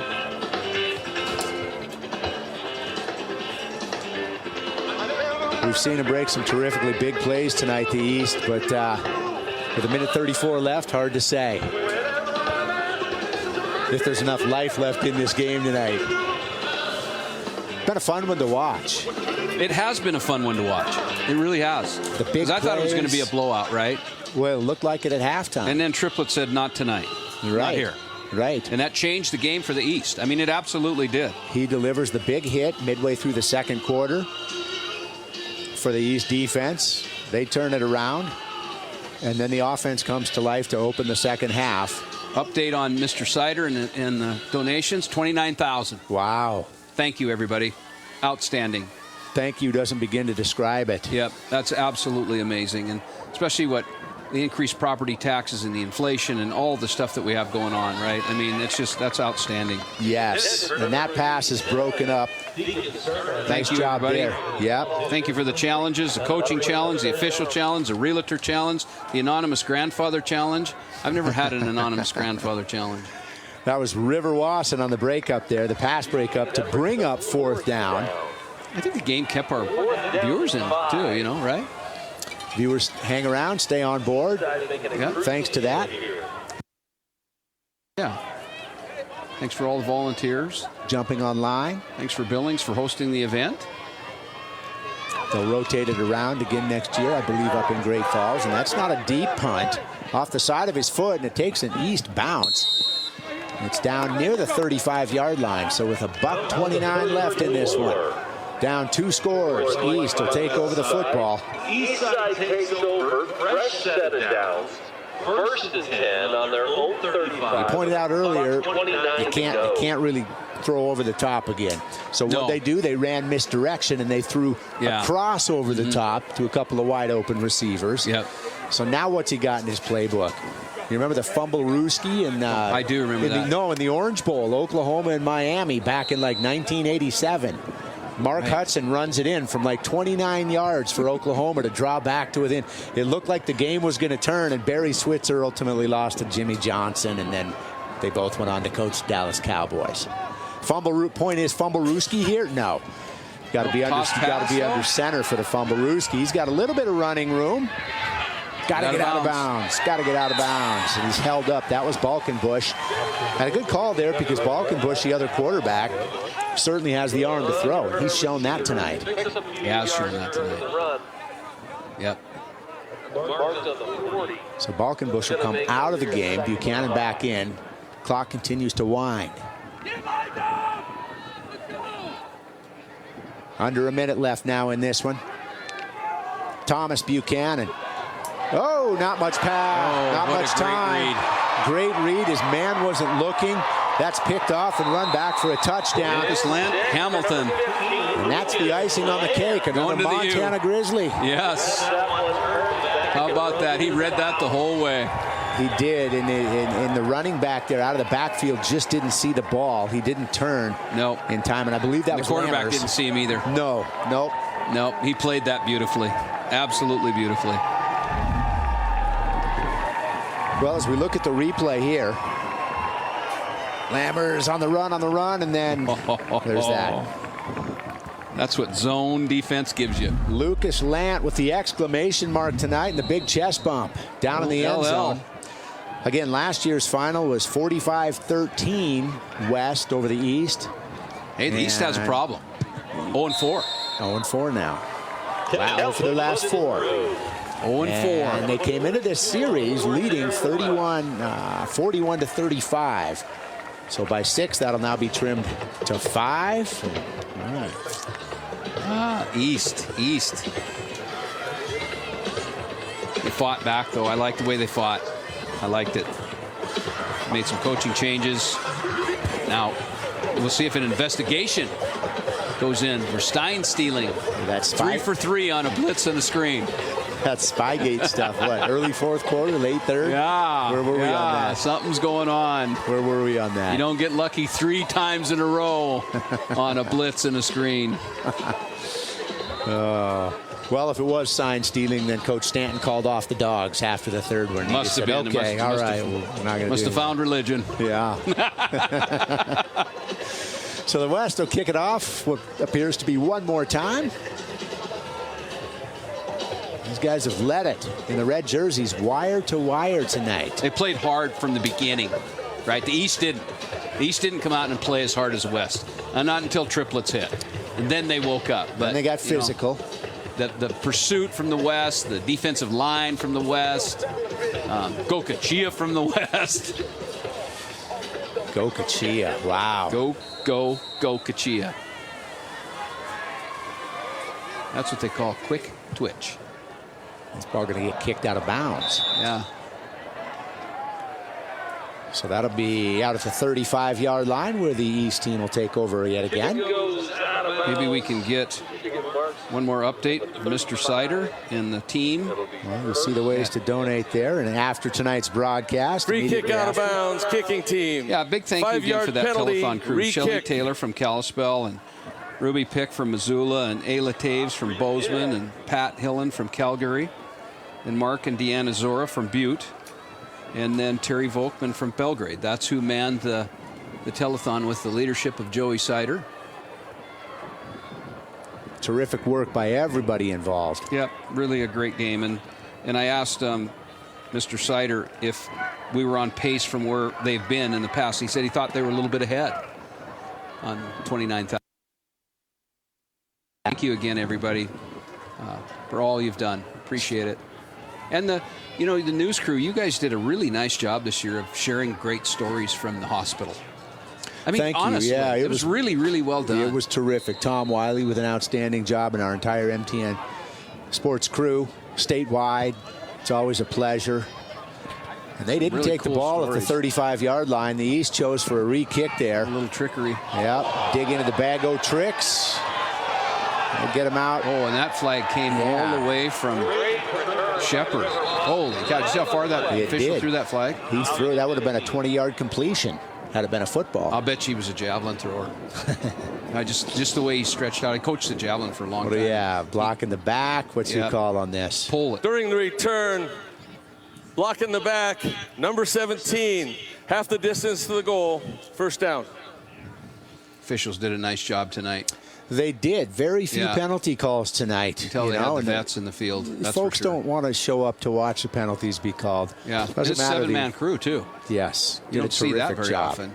And I'm going to throw a pitch out there for everybody. Everybody's looking for employees, right? I mean, everybody is. Officials especially, right? Officials, yeah. That's where you're going. Young people would be willing to get into it. They really need the help. And I've talked to all the parents in the state of Montana, and they promise that they're not going to yell at any of the officials. So now you're safe going in. No one's going to yell at you. We promise that. Credit to those who do officiate. I'll tell you what, and the young ones especially. The veterans, the older guys, they don't care. The guys out here, they've heard it all, and then some. And are you serious? Wow. Wow. And that was because one big, tall defensive end forced him to throw the ball up. We thought the exclamation point was on the last INT, pick six. Oh, boy. Well, this boy. Escalated in a hurry. That is 6 turnovers now for the East, including a pair of pick sixes. So just unraveled late. The game really, especially in the second half, was closer than the score you see right now. Yeah. But as you take one more look at it here. He was sitting in those zones and just sitting back watching him throw the ball. Yeah, he just threw it a little bit too high there. And Abbott runs it back, yep. Tyler Abbott out of Florence going to Rocky. How about Florence that? Carlton. See, the Rocky guys are all smiling down there. Well, he leaves Florence Carlton with a state football title, 3 in a row, actually, and then a championship out here tonight. And that's about the only thing that's gone wrong for the West Side. Yeah, right. Off the upright, Kelch. You know how hard it is to win 3 state championships in a row anywhere, but in a hard small to win school, one. Yeah, you don't have the numbers. Football's a numbers game. Period. I mean, the more numbers you have, the better your odds are. Now, if you have Gokachias, then they're better yet. But, right. But it is. It's purely a numbers game. It's a statistical thing. Well, they've scored in just about every way possible tonight between the two teams. Everything pretty much but a punt return, kick return for touchdown. Yeah. We are into the 10 o'clock hour now, and we appreciate you joining us. If you've stayed up late with us or you're looking for the news, it'll be on momentarily. We've got 28 seconds left in this game. In the meantime, down to the sidelines and our Tom Wiley one more time. Yeah, so that extra point might not have seemed very significant, but the most ever points scored by one team, it happened twice, 48 points, so that extra point would have been the most ever points scored by one team in the Montana East-West Shrine game. Did you tell the West guys that? I'll go tell them that. I'll go let them know that, yeah. Go tell the kicker. They let the fans down. 48 points they're at. That's tied for the most ever, but that one extra point would have been the most of all time. Great stuff, Tom Wiley. Thanks, Tom. He's our rain man. Tom, how much for this candy bar? About $100. Fantastic, Tom. That's a great point, too. And, again, it's about the only thing that's gone wrong for the West tonight. Yeah. They've been terrific. All sorts of gifted athletes out on the field tonight. Just the 1 or 2 injuries where somebody gingerly walked off the field, so they escaped there, both sides, and college coaches breathing sighs of relief tonight. Mild return there out toward midfield off the squib kick. Josh Woodbury, the inside linebacker from Gallatin. And we're down to our final 22 seconds. Again, your late local news will be immediately following this game tonight. We thank you for joining us and staying up late. Another update from Joey Sider on the telethon. They're not 31,419, and the phones are ringing. We got to thank the players too. Easy to say, no, I'm not going to play. I might get hurt, but they all came. You know, one of the players. Yeah, the really neat things about this, too, during practice week is each of the Shrine ambassadors, the kids who've received treatment, get to attend at least a practice and then some. And they typically get to run for a touchdown, with the guys all around and cheering them on, cool. and it's talk about heartwarming moments. Yeah. So the Shrine ambassadors, thank you for being with us tonight, and that'll do it as the clock winds down in Billings tonight. Your final from Dela Stadium, 48-20. West makes it 4 straight wins over the East. So players are set up at half field to shake hands. West will celebrate another one.